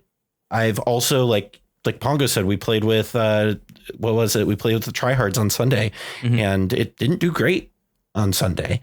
But I think that it is still a product of early stages of development, and I think that it has a lot of potential. And I know we are going to a futuristic plane here in a few months. And like I said, all it's going to take is one busted artifact. But you think it's better than Heliod currently? Oh, for sure. Absolutely. Wow. That I'm pretty surprised about. I said this in our set review. I'm almost certain I did. If I didn't say it on air, I said it off air. I think it's better than Heliod. I think the ability to have direct access to assembling your combo in the command zone is invaluable. And I think that white has enough defensive magic spells within its color that I'm not super worried about, here's the thing with like Heliod, right? Like, it's kind of expensive, and you kind of have to expand a bunch of resources out of your hand to throw like Heliod down. Whereas with Oswald, it's 2 mana. And so you can just go land Mana Crypt. Here it is. And I'm doing my thing on turn 2. Like, it's not that you don't have to mulligan that aggressively to have it out on turn 1. And I honestly think I'd put it above Heliod, because here, one of the things you were saying about Heliod was Heliod kind of its game plan outside of getting the Walking Ballista out is kind of amorphous. You're kind of playing a rule of law strategy, a Strax strategy. Oswald, you know what your strategy is. It's very clearly defined what this strategy is. We're just still figuring out the most efficient way of doing that right now. And so I think that's a big up to it in my mind over Heliod, personally. But feel free to disagree with me in the comments. That's what they're there for. That's right. Next up on our list is this card is currently tearing up our local meta because nobody seems to be able to understand remove the damn Kinnan. If it resolves, point all your interaction at it. And this is Kinnan Bonder Prodigy. This is one of Pongo's babies. And so Ryan, be kind. Don't be too mean to Pongo. You can be mean to me, but be nice to Pongo. He's got sensitive feelings. So what's your opinion of Kinnan? That's not happening. I'm going to be as mean as I need to be. All right. So Kinnan Bonder Prodigy is just about everything you could ever want in the command zone. It is mana advantage. It is an infinite mana outlet to win the game, and super low cost in good colors. So like, let's say somebody removes it, like you had said, Callahan, you kill the Kinnan, just immediately recast it. Yep. Just immediately recast it at 4 instead of 2. Like, that's really hard in this format. And so there's just constant, so you're having to point so much interaction at it. Yep. And it has an effect the moment it comes down. Yeah. It's super easy to... It warps the game around it. It does. It absolutely does. It put in good showing at tier 1. It is a really good commander. People argue all day long about, limited colors and, but Simic is a really good color pair. It's hard to go wrong in blue-green. Yeah, it really is. I know, even with the lack of red, no dockside, blah, blah, blah, it still does fantastic work, and it scales with your skill. So it's good just picking it up for the first time. But it gets better as you play it. because you learn its nuances and stuff like that. You make better choices when you're flipping its second activated ability. It's such a good card. This is a high A for me. It's absolutely an A tier commander. It's got everything I'd want to do for cEDH, good outlets, all that kind of stuff. Infinite mana enablers, just everything I could want. So A tier, not quite S for me, but very high A. Okay. Pongo, I know this is your baby, and I know that Treasure Vault kind of changed the game for y'all. Did it? Didn't it? Oh, what a card. What's your opinion? Didn't it make it so that the mirrors line is just like you don't even need it anymore? Yeah, technically you don't really need it, in the sense that you can build around all of like the artifact tutors, and still have the potential to tutor for both Basalt Monolith as well as potential outlet for Basalt Monolith, being that Treasure Vault is an artifact. I do think that it's still correct to run it. That being said, because there's going to be situations where you've already made your land drop. So you still want to be able to tutor up an artifact that wins in that spot. Additionally, it's quite good for like the mage lines, where you're going to use, not trinket mage, obviously, not treasure mage, but trophy mage, correct. Okay. To tutor up, 3 drops. Both Basalt Monolith as well as Mirage Mirror are 3 drops. And that deck will frequently leverage clone effects to tutor up the entire combo, just off of the trophy mage.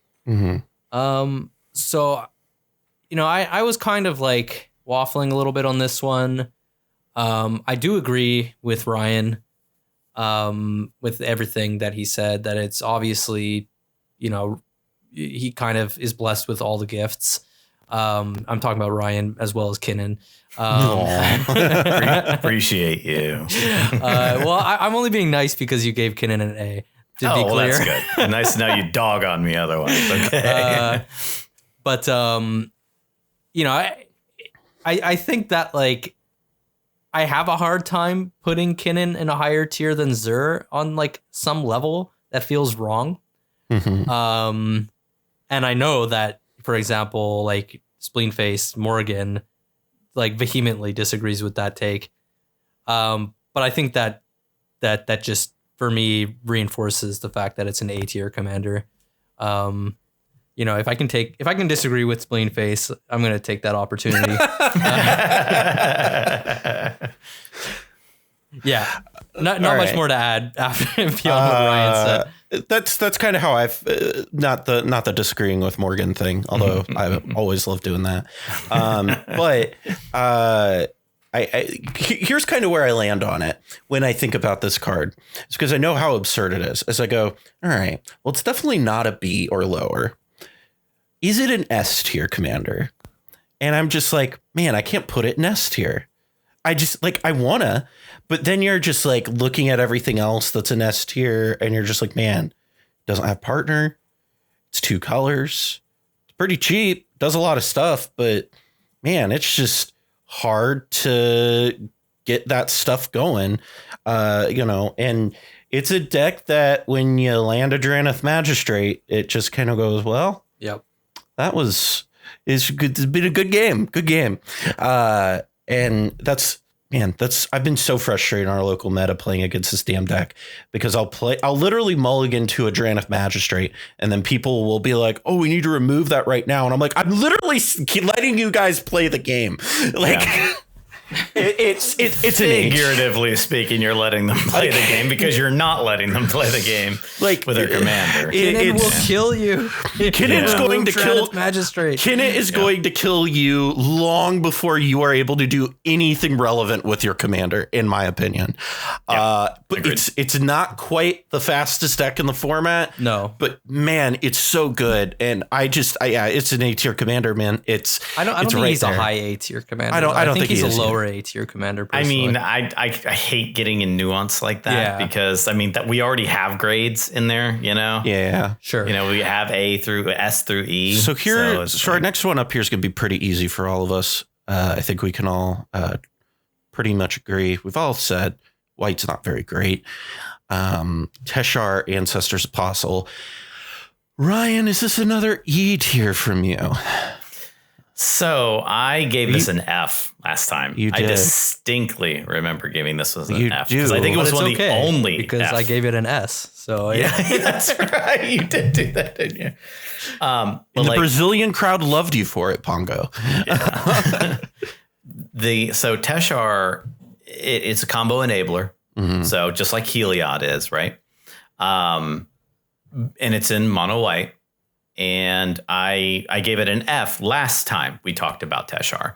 I had people actually come up to me and say, your assessment of Teshar is wrong. Your assessment of Teshar is wrong. Let me prove it to you. And we specifically had a gameplay episode where somebody, went and tried to prove it to us or whatever. And Teshar was able to get there. It won the game. It won the game because nobody paid attention to it. So that can be said about anything. It was like Teshar's over there doing Teshar things. The person playing Teshar, no offense to the pilot, by the way, we're talking about the commander right now. They played a land and pass, and then they went off. They just went off at once. But this suffers the same problem as Heliod, in my opinion. It's combo enabler in the command zone. That's great. But so was Heliod. Heliod did the exact same thing. And while I did have a little bit of additional perspective now to show some of the things it can do, because putting from the graveyard is a degree of resiliency. So if a piece gets removed, you can kind of get it back with Teshar. Hey, Teshar fans get really excited because it sounds like he's about to give y'all an E. Oh, yeah. Oh, yeah. So wow, spoilers. Yeah, I was about to say, dude, don't blow my thunder here. Come on now. Ryan, you don't know me. Yeah, you don't know what I've got. You don't know what it is. So it's an E commander. Yeah. There you go. It's absolutely. So yeah, it suffers the same problem as Heliod. I will give it a little bit of an extra boost, but not enough to actually bump it up. Okay. Because the recursion is an extra something that Heliod doesn't have. But I've seen people play this as Death and Taxes. I've seen people try to play it as combo, and every Death single and time. Taxes. Mm-hmm, I've seen people try and play it as Death and Taxes, and it doesn't work there either. I mean, the idea of getting stuff back, recursion is nice. I actually, with the recursion, I will put it into D. I'll put it into D. Okay. Because that is something it has over Heliod, in my opinion. Okay. But you guys got 2-letter upgrade. Wow. Man. That's only because we keep forgetting E exists as a tier. But yes, I will put it in D because of the recursion aspect. But beyond that, it's really suffers the Heliod problem, in my opinion. So it just needs to win a couple more times, is what you're saying, and we're straight to C. It's gotta win through resiliency. Like, it not just sit there and dirtle until someone just accidentally let it win because they were just fighting each other. Okay. Like, it needs to be able to power through. It needs to actually have a pretty definitive win. Good showing. Not like a cheap win or anything. Yeah, not like a win. And once again, this is nothing against the people who piloted it, because, they did everything they should have done. Just no one else respected it at the table. And that does not a good commander make. It sounds more like a criticism of the rest of the table, not that person. Yeah, they're like, okay, I guess we're playing Teshar. If you'll excuse me, I'm going to go play Blue Farm. And it's like everyone was trying to stop the Blue Farm player is what they were trying to do. And Teshar just got to go off unimpeded because of it. Yeah. So. Right. So Pongo, you gave this an S tier last year. Are you going to walk back your S tier rating? Are you really going to break the hearts of tens of Teshar players? Yeah, I was about to say dozens of Teshar players. I think dozens is a little bit more. I think tens is a fair assessment of it. Are you really going to break all these people's hearts? Well, unfortunately, Big Teshar didn't pay me for this video to show. So I'm gonna have to be honest with my opinion. This is definitely like an E tier for me. I can't, in good conscience, put this card above Heliod. I get where you're coming from, Ryan, but I think that I value 1-card win conditions extremely highly. Mm-hmm. And Teshar obviously has a lot of redundancy, such that assembling combos is not that bad. But it's still not a 1-card combo, right? It's just simply not. Yeah, no, that makes sense. But yeah, so for me, I don't think it's better than Heliod personally, and I definitely don't think it's better than Oswald. I think this is an F tier. I'll take the bullet this time. I don't mind making hot takes and taking heat. I'll do it. I just here's the thing. I've seen Teshar just do dumb things. And like you said, Ryan, I think that it is a product of 3 other people just going, all right, well, I guess we're playing a 3-person game. Mm-hmm, and exactly. That is something that I think in this, that could be an episode all of itself of how you shouldn't disrespect any commander in this format. Because obviously it's good enough to win if you don't respect it. Yep. So like, and that's a very clear distinction is when I give these things Fs, I'm saying Fs within cEDH. I think you could take Teshar to a high powered event if you wanted to pub stomp people and pub stomp the hell out of people. Don't do that. But yeah. I think you could. And an argument could be made for any of our F. Exactly. Yeah. And so that's just kind of like our scale of what's good is just very different. But I just don't think it's like, and this is kind of my thing is I don't think it's better than Heliod. So I can't put it over that. And I don't think it's on par with Heliod, honestly. And I don't think it's anywhere close to Oswald. So I think it's an F. So moving out of mono white into the partner territory, which is really fun, is a card that I have been yelling about for years as this is a good card. Why do we not do more with this card? Is Ishai Ojutai Dragonspeaker. And it just really came out. Jessica came into the picture and people went, oh, all right. And all of a sudden, Ishai is getting talked about with Tevesh. It's getting talked about with Jessica. It's getting talked about in lots of different circles. And what do you think, Ryan? What's your opinion of Ishai? So I have played a fair amount of Jessica Ishai here recently. Mm-hmm. So I have a number of games under my belt with it. I have a number of wins under my belt with it.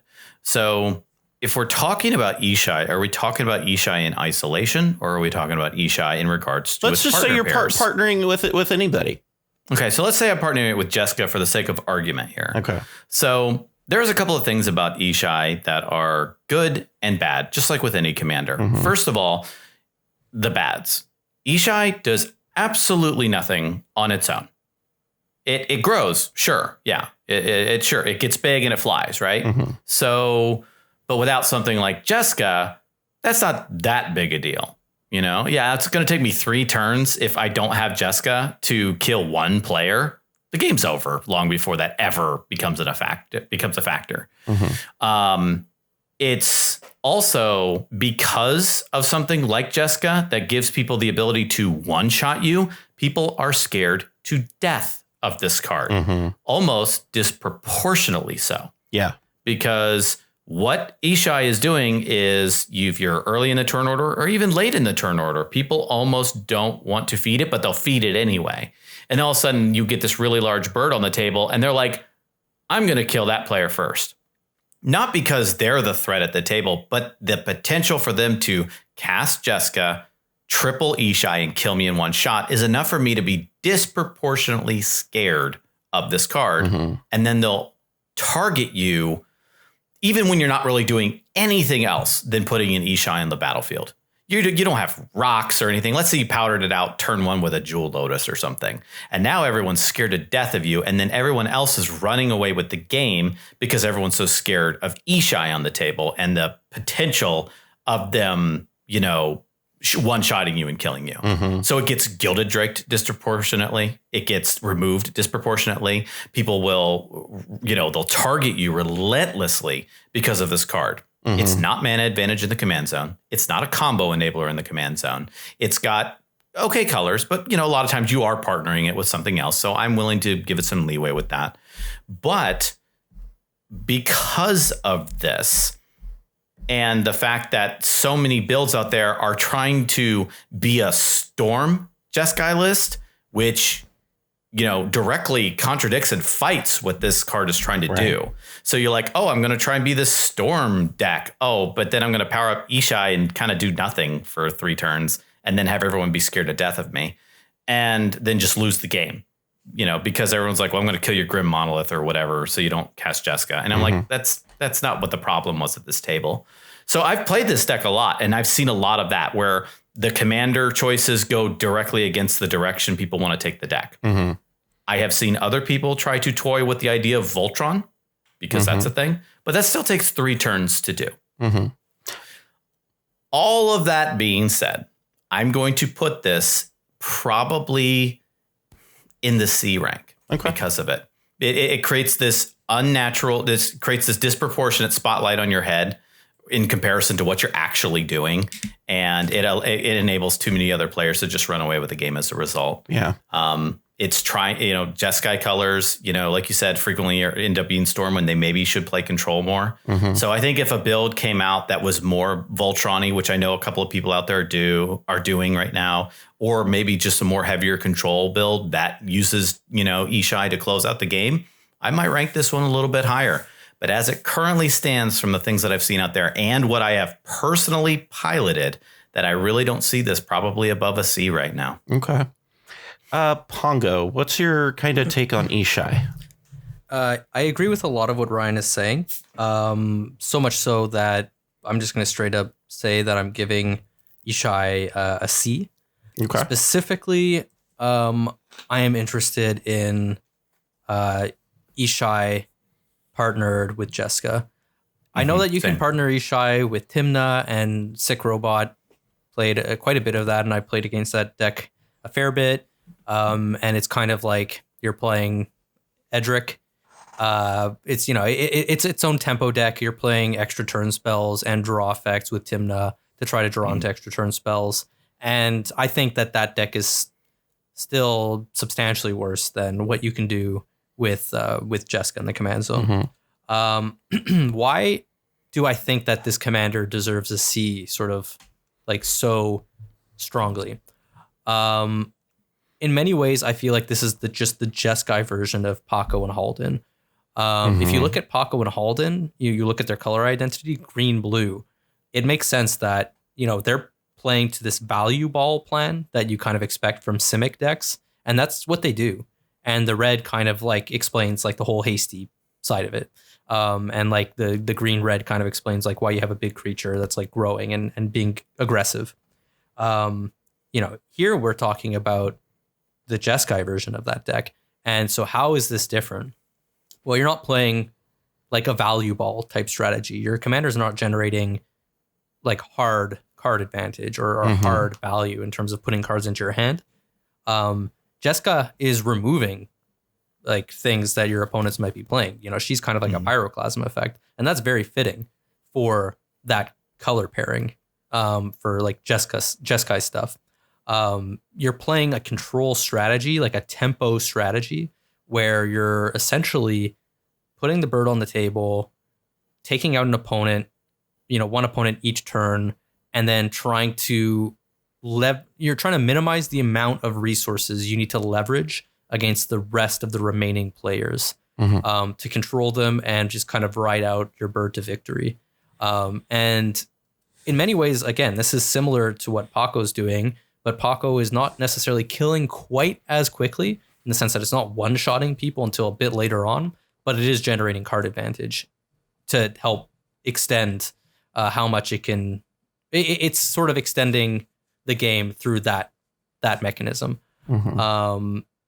This deck, on the other hand, is quite scary if you get a very fast Ishai out. If you get a turn 1 Ishai, I kind of disagree about how much you should respect that card, because turn 1 Ishai or even turn 2 Ishai becomes a lethal threat against you if each opponent plays 2 spells.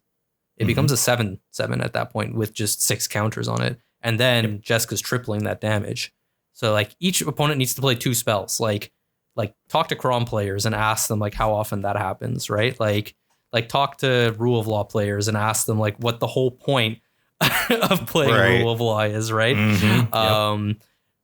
So it's very easy for this card to become a big threat. And when it's in play and it's that threatening, it kind of acts like a stacks piece in a way. It exerts a lot of pressure because you don't want to be too far ahead. Because if you're ahead of all of your other opponents, you're target number one, which means that in some ways you feel pressure to stifle your own development or address the threat on board that's going to kill you if you're turning into too big of a threat. So I think that in many ways it's kind of like the Jeskai, version of Pako and Haldan from that angle. And I do like how the colors work out. I don't know. I don't want to get too much into this conversation, but there's a certain elegance to that I like in terms of color pie and in terms of how the cards play out and how you would expect them to play out. But I do think that that's a natural parallel, and it's natural to me that they're in the same tier.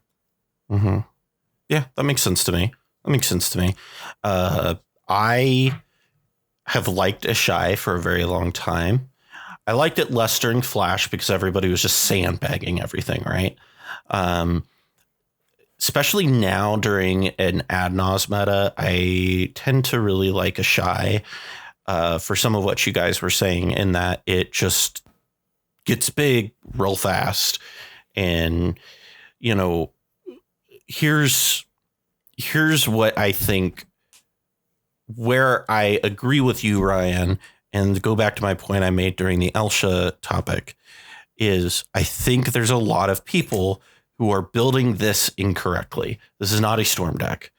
I think Nathan and Brian Koval and the people who are doing the Delver approach with this deck have figured it out and know exactly, they know the strategy, and it is absolutely tempo. And that is, I mean, I'm going to be honest. That's why I think it's a B tier commander, because of the fact, and here's my opinion on it. I think that it pairs with a lot more things very favorably. Here's a great example. I think it pairs very well with Tevesh. I think it pairs really well with Thrasios.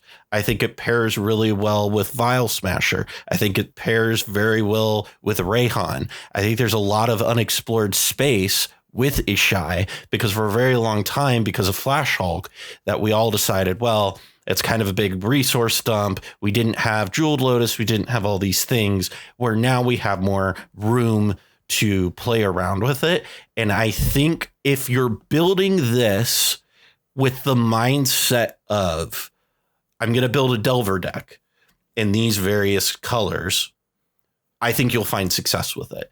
But I think if you're building it like a turns deck, I don't really think that's the way to be playing this card. If you're building it like I think if you build it in a control shell, I think that can work too. Or like a Staxy shell. Yeah, like a Staxy deck that has, it's your finisher in the command zone.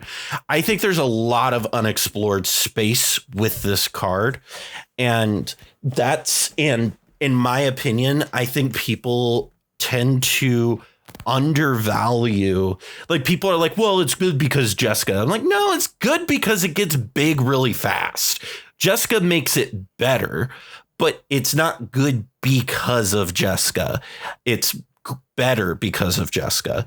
And I think that on its own, now, if we had more two color partners that were relevant outside of Timna and Thrasios and Crom, like, I think that would help it a lot.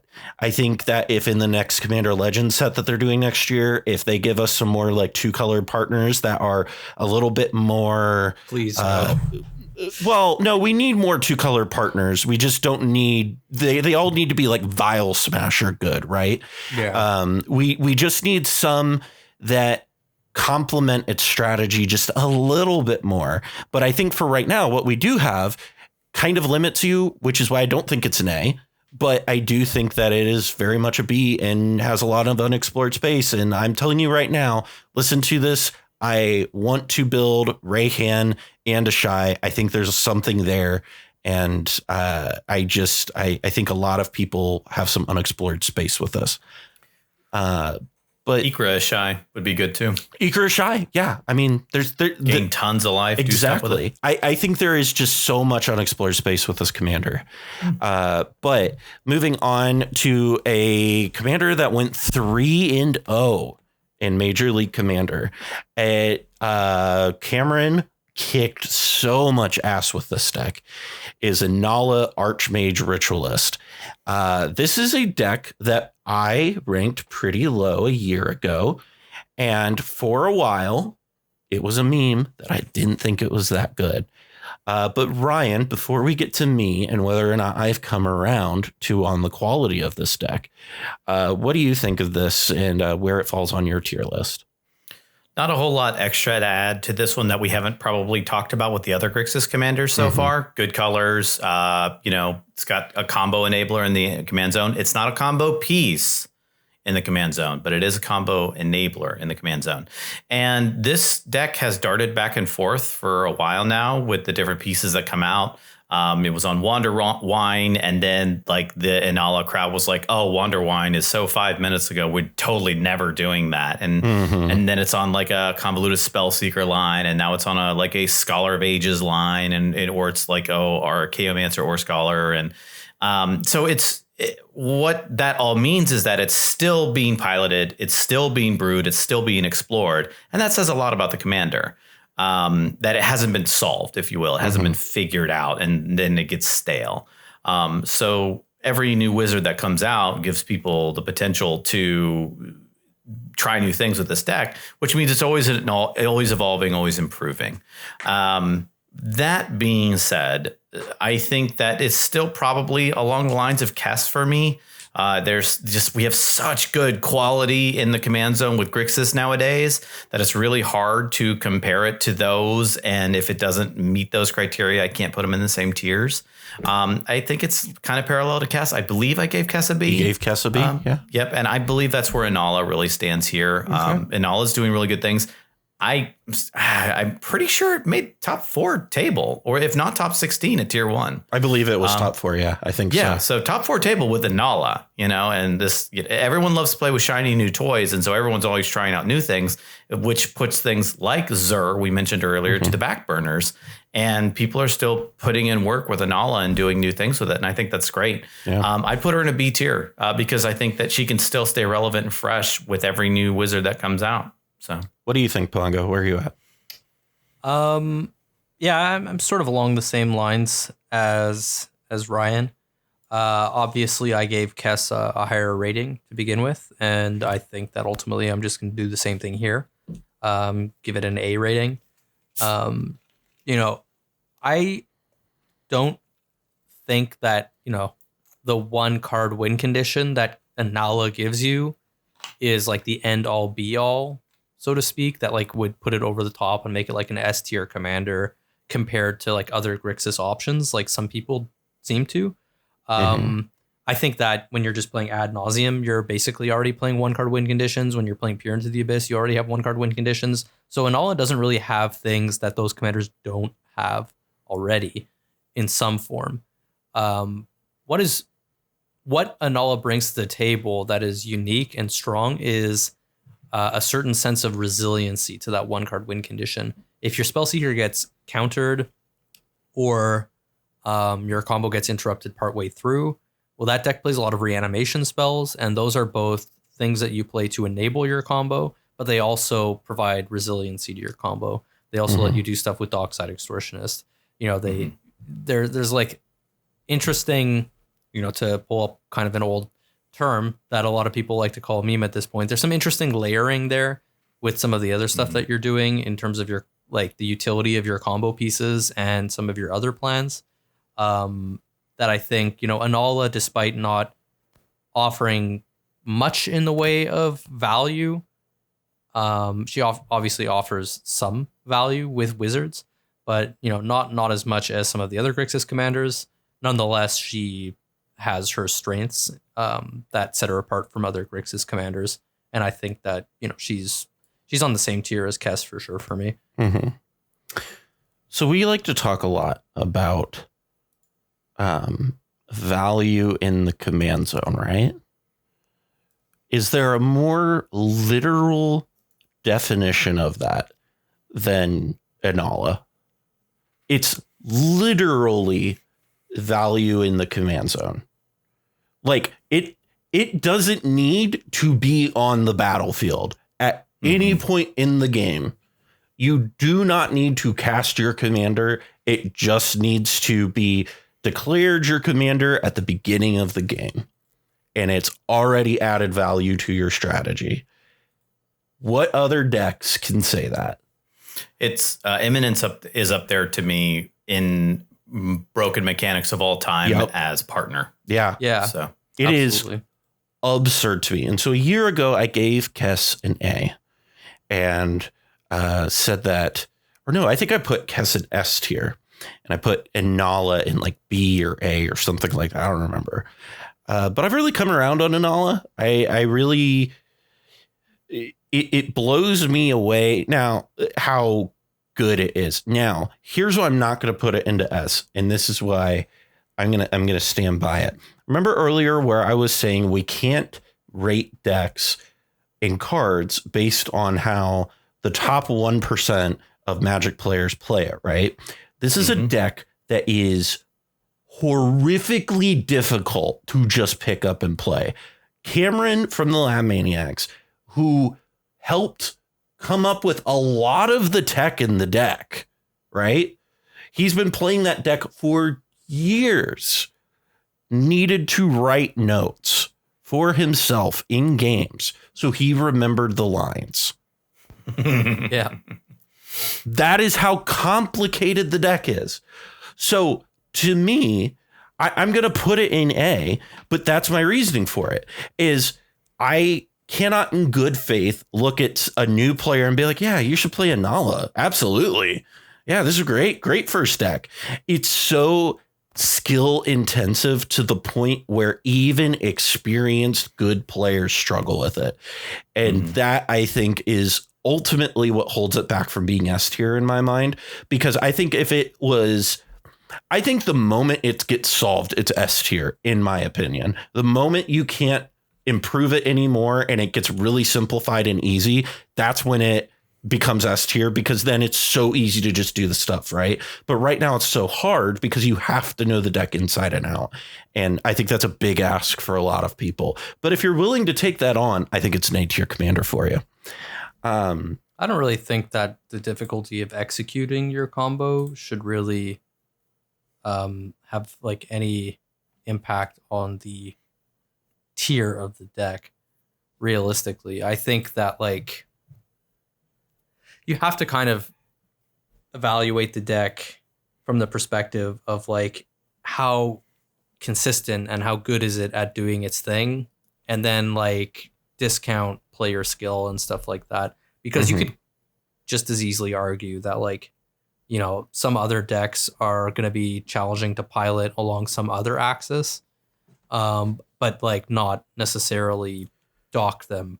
The difference here though is the difficulty is in not the nuances, not the ways you can play off of each other, the difficulty of making certain decisions. It's the difficulty of the line to win the game, right? Well, but that's like, what I'm saying. I think like if we're talking about like pivoting and stuff like that in the face of like potential interaction or potential stacks pieces, then sure, I would agree with you. Or I would agree more with you, but I still don't know that should be a factor in how we evaluate the tier of a deck. I mean, yeah, that's fair. I just think it's so inaccessible to people that I just can't in good faith say it's like the best around, because I don't think, and ultimately here's another aspect of this. I don't think because of that difficulty, it's going to see enough play overall outside of its dedicated base to ever get solved, honestly. Elsha suffers the same problem. Yeah, right. Win conless decks or decks with super convoluted lines they fall victim to not growing their player base. Yeah. They try it, they lose 4 times in a row, hate it, and disassemble it. And you have dedicated groups in Gitrogs that way, right? Like they're super dedicated. But like we're gonna get to Gitrog and how highly do we really think of Gitrog anymore, right? Like, we'll get to that. Yeah, we're going to talk about it, but I don't know. That's how I feel about it. I think Inalla is amazing. I think that if you are comfortable on the deck, I actually highly recommend it going into a blind meta, because this deck can just like wallop people, because all you have to do is like in some cases resolve one spell, and then you're just off to the races and you've won the game. Yeah, 4 mana, 1 spell. So yeah. But next up, I think this should be the first one or the second one across the board in who would have guessed it's another 5-color commander, Najeela the Blade Blossom. What is there to say about Najeela, right? Like it is the tempo strategy, right? Brian, what is your opinion on Pongo's baby? There is currently no better commander. If there was a super S tier, I'd put it there. So I have seen plus, this. Got it. S plus. Oh We're not doing that. It's insta S tier. There has been. So it's in the best colors. It's super easy to cast. It's in the best colors. It's in all the colors. Exactly. It's in the best colors. It's in 5 colors. You can literally play anything with it. If you're currently a TMS patron, cancel and go become a patron for Playing with Power. Please don't. Please become a Playing with Power patron, but please, please don't cancel TMS. Yeah. This card is so good that you don't even need a combo. 5, I believe, unimpeded attacks is lethal. 5? Yeah, 6. Pongo, what is the exact math on this? You know it, right? What is 6 it? combat steps. Is it 6? Okay, so it's 6 combats, and the game's just over. 6 unimpeded combats, and that could be considered a combo by the loosest definition of combo. People have made this a aggro build. And it puts down good numbers. People have made it a tempo strategy, and it puts down good numbers. People have made it a stacks build, and it puts down good numbers. We recently, one of our team members, Mike, made it a Winota deck. Pongo, you tried that before, didn't you? It put down good numbers as a Winota deck. Yeah. This card it just wins. Turns out free attackers is really good. Yeah. Turns out, I mean, you could stuff just about anything into it. You put Edric in it, you put Timna in it, you put anything into it, it just gets better and better and better and better. There's just, it's gotten so much so to the point where I think they dropped Druid's Repository. Yep. Some people are dropping Nature's Will because Derevi is tutorable and easy to get, and it does everything you want it to do. It's just so unbelievably good that you could pack Derevi Imperial Tactician, all removal, and still win the game. Yeah. Yep. It's just that good of a commander. It is the definitive commander to beat, in my opinion.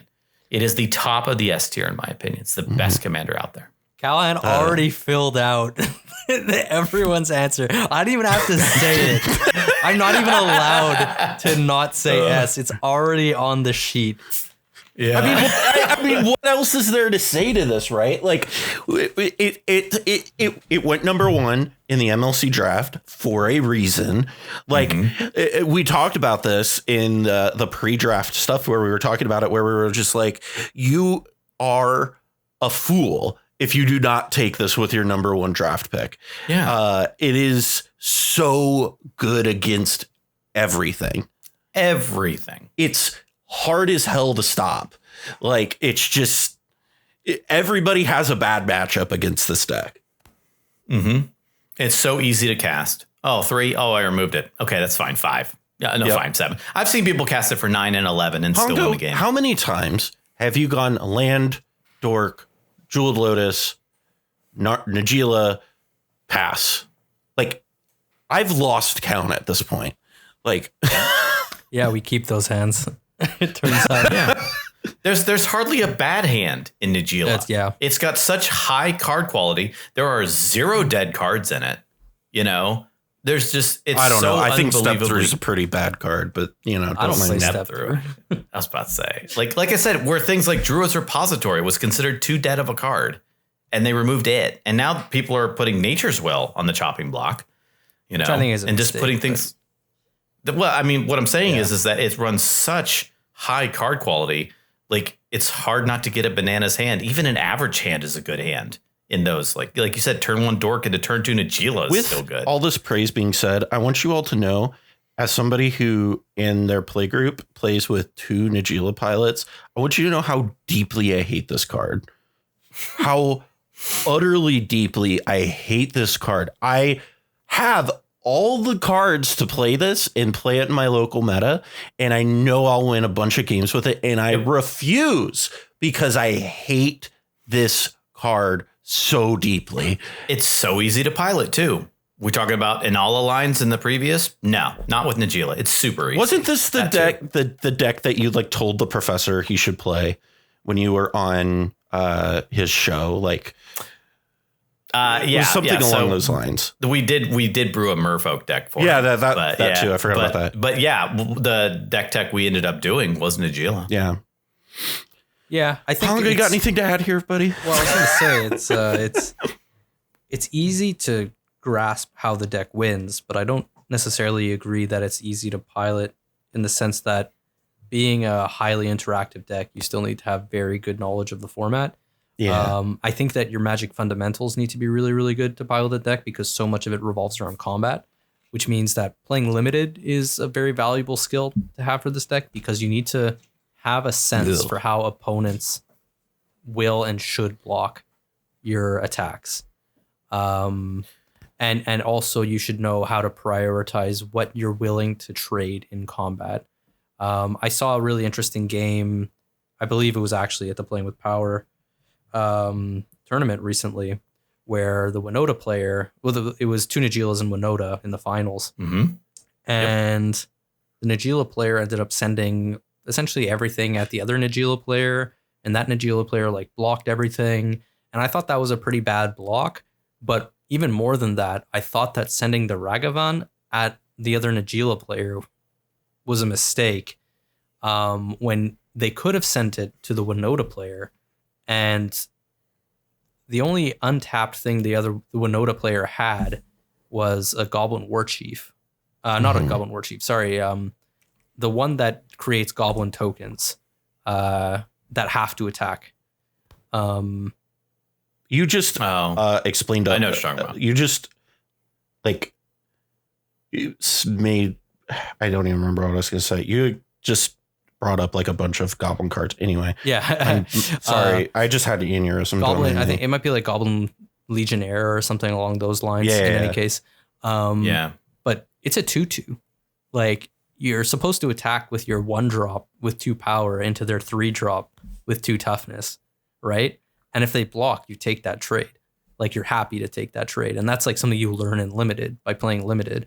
But also you're evaluating the fact that that card is so valuable for them because it represents 2 Winota triggers, right? So like you want them to block it anyway. And in doing that, you realize that, in many situations, I actually have good attacks where like a less skilled player might not necessarily recognize where they have good attacks because they just see, somebody can trade with what I'm attacking with. I just want you to know the whole time you're talking, my brain is just singing like some assortment of fuck you, fuck you, fuck you. I hate this card. Fuck you. I listen, especially as somebody who deeply loves playing Lavinia and deeply loves that card. I hate playing Najeela. Granted, the matchup's not as bad now as it used to be, but it's still just like every time. And maybe this is because I played against Phoenix so much. I hate the card. I feel dirty when I play this card. It's that good. I can also respect and appreciate, like you said, the subtle nuances of combat. But let's face it, this card / deck is so good that I'll be insulting. Any idiot can pick it up and stumble their way into a couple of victories. Yeah. It's that good. For sure. I'm not saying that people who play it are idiots, because that's obviously not what I'm saying here. No, I think Pongo's. I'm saying that it is. Wow. It's so good. It's so good that you can just pull out wins with it. Would you say it's so good even a caveman could do it? I see what you did there. On to another card that is also. Why is this so generically good? Is Korvold Fae-Cursed King. This was a card that we talked about last year. That why does this card exist? Every time I look at it, I go, why does this card exist? Ryan. Sell brawl packs. This card is very good. How good is it?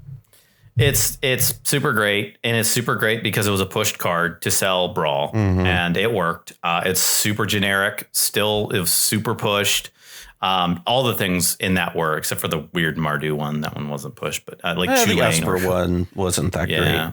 yeah, I guess you're right. But like Chulane / Haldan, however you want to pronounce it, and Korvold, they were just super pushed commanders, and it was effective. And this card is A tier because it has everything you want in it. Draw cards, do all this stuff. What I do like about the card, about this commander, is that people are kind of finally getting out of the food chain world of it and maybe starting to push into other stuff. Treasure Storm is becoming a thing now, and that's super good.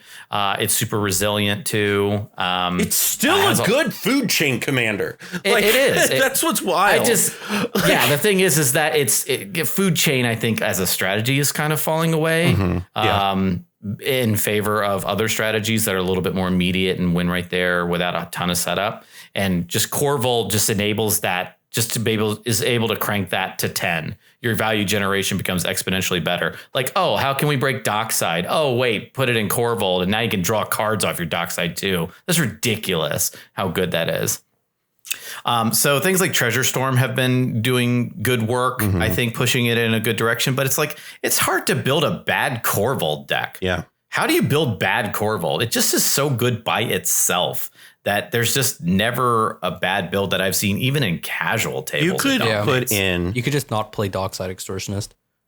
Okay, sure. Yeah. Here's the other thing. Even without Dockside, it's good. It's so good. You could make this deck 99 lands in Korvold, and it would still be really good. Exactly. Which just shows you how generically pushed this commander was. That is offensive to me, by the way, that this card, I could just put 99 lands in, and this card would win a game. It probably win a game. It probably win a few games. Yeah. So I would put this not in at a CDH tier. Not at a CDH tier, but still in general. Pongo, what do you think? Where is this? Yeah, this is an interesting one.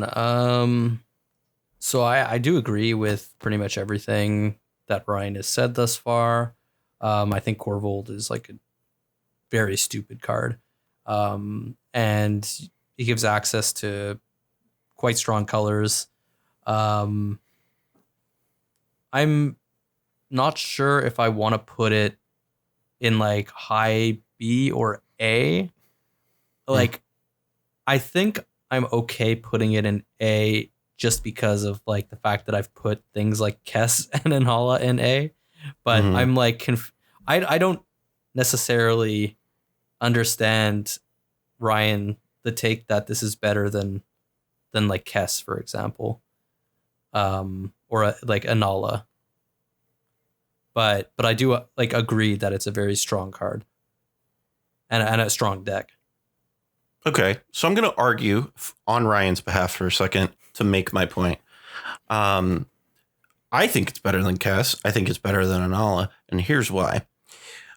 So here's some of the things that it does. It has a little bit of that Pako ability to it, right? It keeps getting big and has evasion and draws you cards and just hits people in the face for a bunch. And, I sacked a treasure. I drew 40 cards. This card has card advantage, inevitability, all the things that you are looking for, and good colors, by the way, all wrapped into one. I think the only ding against it is it's It's 5 mana, right? 6 mana. It's 5. 5 mana It's to 5, cast. 3/5. I think that's like the only ding against it. And I think at that, I'd still say it's barely a ding because the thing has flying. So like it is, in my opinion, an S tier commander, and I don't think there's any question in my mind about that whatsoever. I gave it an S tier last year. I'm going to stick with it, and I'm going to say it's an S tier because we were talking about how those like Pako-esque qualities that the other ones have, and how they have kind of struggled to overcome that. Korvold overcomes it, right? Like Korvold, it's not a problem. You remove the Korvold, I've already drawn 4 cards off of it that are pure gas, and it's right back, and we're in great colors to do that. I think it's easily better than Kess and Inalla. Absolutely. Yeah, I mean, we can talk about this another time. I just think that blue-black is certainly stronger. We need to do an black episode where we just evaluate 3-color commanders, because that in and of itself could be an interesting discussion. But anyhow, onto a card that we ignored last year, much to the chagrin of Ken Bauman. We didn't ignore this card. I distinctly remember what I did for this card. Oh, did we not? I flipped a coin. We didn't ignore it. You gave it 2 thumbs up. That's right. I think Ryan gave it 2 thumbs up, and I flipped a coin. That's right. So we have seen Krark Sakashima and Krark Thrasios become pretty good decks. They're not, I think I feel confident saying they're probably not S tier decks, but they're pretty good. They do their thing and they put up results. Ryan, what is the grade, Mr. Ryan, that you are going to give Krark the Thumbless? Are you giving it 2 thumbs up again? So Krark is usually always paired with Sakashima. Yeah. It's basically 2 Krarks. So it's really hard to evaluate Krark without, putting it with Sakashima. Mm-hmm. However, I will do that for the sake of the fact that I did that with Ishai and I did that with, others as well. Because, a lot of times you see these together. Mm-hmm. So Krark was pretty good when we initially evaluated it, if I recall correctly. Mm-hmm. But the release of Strixhaven made this card so much better. A 2-drop in the command zone that allows you to achieve Magecraft. So your spells plus the copy also get your Magecraft triggers is absolutely busted. This is the same thing as you said with Oswald. It's like, I'm going to, it's so good. It's kissing greatness. It's so great. It's almost there if we just printed the cards to get it. And then they did. And then they did. They printed a bunch of cards that got it there. And the Magecraft mechanic really kind of sent this card through the roof. Now I'm definitely not on any sort of S tier with this card. It's in red, which is great. It's monocolored, so there's a little bit of a limit. So you have to pair it with certain things to make it better. And a lot of times that pair is a combination with Sakashima making 2 Krarks. And it's really cheap, which is nice. So I'm going to probably put it. Yeah, like I said, with the new cards that came out with Magecraft and stuff, really made this card very powerful. It made Final Four at Tier 1 Con, actually. Mm-hmm. Made top 4. And that's saying something, because for the long time this was seen as a meme deck. It was seen as a joke deck. Mm-hmm. And it's not moving out of that space now. And people are like, okay, I need to take this deck really seriously. So I'm going to put this into a B tier. Okay. I don't think it's quite A, even with the Strixhaven stuff. And depending upon what you pair it with will greatly inhibit what it can and can't do. Mm-hmm. But I'll put it into B, like it kind of sits there alongside, some of the other stuff I put in there because there's just so many great cards just came out. Yeah. For it, so what do you think, Pongo? Is this an average commander to you? Well, for me, an average commander is more like a C. Okay. And then B is above average. But, I do agree with a lot of what Ryan said. I think particularly highlighting the fact that this deck got a lot of new tools recently, right on the money. That being said, I think that this deck is still a C for me. I think that before it got those tools, I might not have rated it a C. And after getting those tools, I think I feel more comfortable rating it as a C, putting it kind of in line with things like Pako and Jessica Ishai and stuff like that. I think it's in the company of some very, very strong decks. And I think it's a great deck. I think it's one of the coolest decks in the format for sure. Me putting it in C is a nod to the fact that this is no longer just like the most fun deck in the format. It's also a real contender now. Yeah. So here's my take on it. I'm going to try to keep this brief.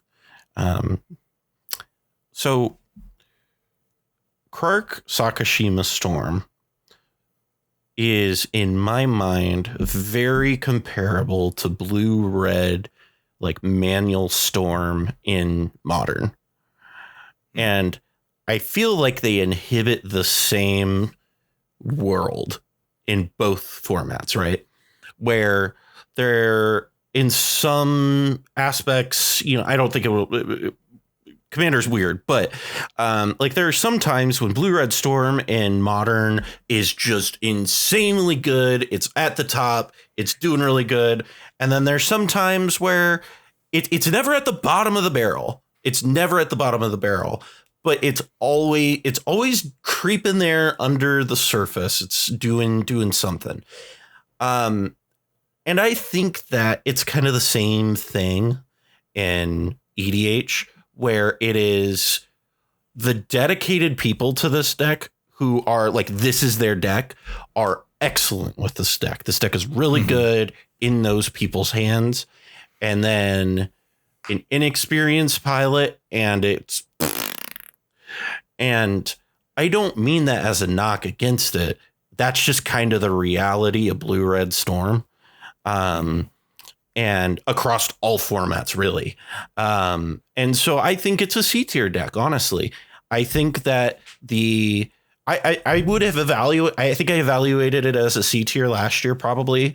And I think I might have evaluated that lower, honestly. I don't know that it's a B tier. It's not a D tier to me. But it just feels like it is good in the hands of a good, experienced pilot. It can be lethal. But overall, I think it is a pretty good deck. That is my opinion. That is some deck, right? Next up is a card that this was one that I overlooked, and this kind of inhabits the same space as Tevesh, right? Nobody really paid attention to this until Cobblepot started playing with it. And then I played against Cobble on this deck once, and then was immediately like, oh. And then I saw who was it? Hisp. We interviewed him on Hisp, play Kodama Sakashima, and then I was like, oh. So Kodama of the East Tree, Ryan, where does this card fall for you? This is probably the hardest one for me to evaluate. So there are a lot of factors that play into Kodama of the East Tree. This is probably up there with one of the more busted mechanics you could ever print on a card, let alone a commander. It's the only good Kodama. Yeah, yeah, exactly. Yeah. And a lot of people are listening to like, there's more than one Kodama. Oh, yes, there's many of them. Yeah, there's multiple East Kodamas. Tree. Just think of the This cardinal is East Tree directions. Kodama. This is East Side Kodama. So East Side Kodama. It's East Side Kodama. Kodama, the East Side boys. So, I need that alter mic, Lil please. Sokka and the East Side boys. Exactly. And so this card was printed on a commander with partner, no less. This card, it basically is like, it kind of suffers, in my opinion, the ad nauseum issue is that this card seems like such an unbelievably broken card because you do so much with it. oh, I play a land and I get a land. Oh, I play this and then I do that. Oh, if I get 2 Kodamas out, I'm just dumping my whole hand out and doing all this really cool stuff. And you're doing a lot of things with it, which I think might be almost artificially inflating its value in a lot of people's eyes, because once your hand's puked out, you're sitting with 1 card in hand and doing nothing.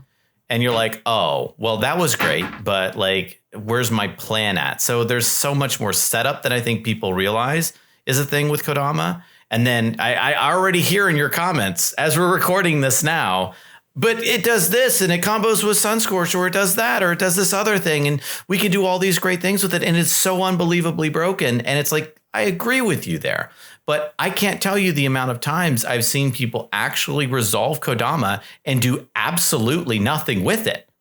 You know, they poured all this mana into it. It's 6, by the way. So the difference between 5 and 6 in cEDH is monumental. Yeah. The difference between 1 and 2 is monumental. The difference between 5 and 6 is monumental. You have to dump so much resources into landing a turn 1 Crom or a turn 1 Tevesh, and it's 5 mana. Hey, Ryan, is there a difference between 3 and 4 too? No, those are exactly the same. Those are exactly the same. Difference between 3 and 4 is nothing. The difference between 1 and 2 in your removal is fantastically large. You know, 1 and 2 removal is massive. But like, anyway, that's a side thing. But like the fact that you can't, you know, like if you try to power out Crom on turn 1 with 5, you usually can accomplish that with a Jeweled Lotus. That's really hard to do with Kodama. Yeah. You really have to commit every resource in your hand to landing a turn 1 Kodama. And then what are you doing with it? You need cards in your hand, or you need something to enter the battlefield to do actually trigger something else to happen. And if you're dumping out everything into your Kodama, you don't really have anything to do that with. No real follow up. And so that's the hard thing with Kodama, in my opinion. Some of the partners that you pair with it can make it better. And so, you know, I will lend itself to that with things, because I did the same thing with Jessica and stuff like that, or I'm sorry, with Ishai. And so I will give it that type of leeway. But so often I've seen this deck just flounder, you know, just not able to get what it needs to get in order to cross the finish line. Right. And that's really what kind of knocks it, that really busted mechanic, out of the top leagues, in my opinion. So the 6 drop is big. So no early Kodama, you know, that has any real value or impact. The fact that you can peter out your hand without a real way of refilling it, really. And so that really kind of just ends up in, I would say, I mean, my gut check is actually C tier. Okay. It really is. It's C tier. And that's crazy thought when I'm thinking about some of the other things I ranked as a B, but you know, what are you going to do? Yeah. So I'm going to put it in C tier. And there are, you know, sometimes partners that can knock it up into the Bs, but for the most part, I think that people are kind of a little overvaluing this card. Yeah. So, Pongo, what is your assessment of Kodama of the East Tree? First of all, I just want to say this Ryan guy really knows his shit. I think I agree, actually, just with everything Ryan said. It's a C tier for me. And, yeah, you know, I do think that the Kodama decks are very cool, but I think part of their initial strength was people not necessarily understanding how powerful the Kodama gimmick is. And now that people know a little bit better, I think people play around it a little bit better. And additionally, you know, I just don't think that the deck is going to be like consistently faster than like most of the other things you can be doing. In a lot of its forms, it's not necessarily a super interactive deck.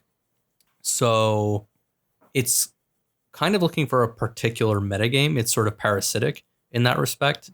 When it finds that metagame, obviously Kodama can be incredibly powerful, as Ryan highlighted. But, you know, playing it into just any pod, or, you know, like certain very aggressive pods where people like actually mulligan to good hands, you know, that I see it suffering in a good amount of situations. Right.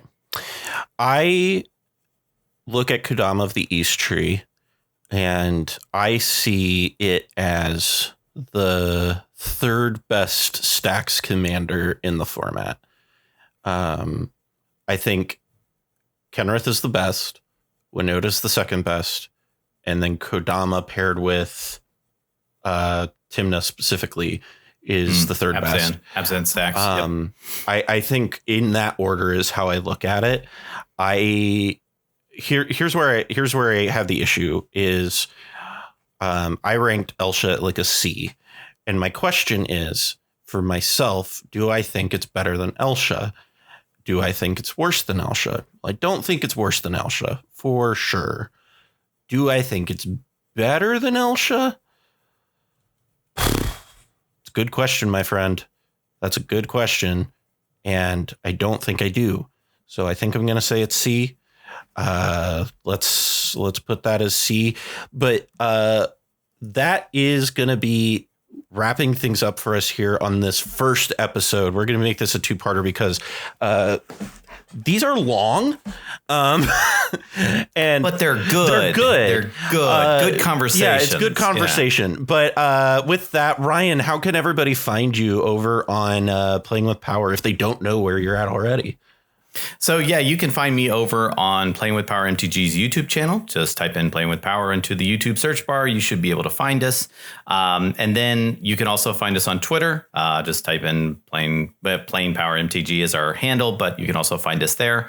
And those are our main outlets where you can find us talking and jabbing and stuff like that. If you want to sign up to our Patreon, you can find a link in the description of any of our YouTube videos. And we have a really awesome Discord community. We highly recommend anybody who likes, S tier memes. Miss tagging me in your Discord all the time. But definitely check that out as well. We have a wonderful community and we absolutely love talking about stuff like this all day long. Yeah. So, yeah. You guys are some of the good ones. Well, that about wraps things up for us here. Just a quick reminder, you could follow us on Twitter at SculptyBoys, or you could find a direct link in our link tree in the description below. I want to also give an extra shout out to all of our patrons who help keep the lights on. If you too would like to become a patron, you can head on over to patreon.com/the Mind Sculptors, or check out the link in the description below. Thank you all for joining us, and from all of us here at the Mind Sculptors and Playing with Power, I'm Callahan, and we'll see you next time. I'm in line with the stars, I'm in sync with the earth. 10 toes deep, flower child from the turf. I never switch sides, like even when I die, I'ma ride for the squad, let her ties in the hearse. I've been on a vibe, kinda hard to describe. I'm in between, I'm good and it's fine, but I'm tired of the grind. Then I come alive in the night to realize I'm in the middle of the time of my life. I never so packed for the stack, never lied on the rap. Got a bag from the way that I write it. Queen looking Tyson, do that ass survive, doing 80 to the house. Then I hit it to the sky, change haters on a tirade. Talking to the crib in the face, be still, let that hit stuff fade. We all want the same, we all want a meal in the safe. I wanna live like I'm trying to reach enlightenment. Trail spill from my lips, feel big from the bib. Take a sip till I pass out. Try and get grit, but it don't make sense. Cause you can lose life on this fast route. Yeah, turn thoughts to a cash cow. I might flip that to the glass house. I don't need the accolades, I'm in love with the chase. I just wanna eat, save a spot at the table. Beast with the slap, hit myself on the map. You long with the wind, but we knowing that it's cap. 5-hour flights, couple nights at the flat. To be real, couldn't see me making moves while I'm at. I'm still on the grind, limit time when I chat. Burning down sage, keep the demons away. When I write it, give a piece of myself to the page. I don't do it for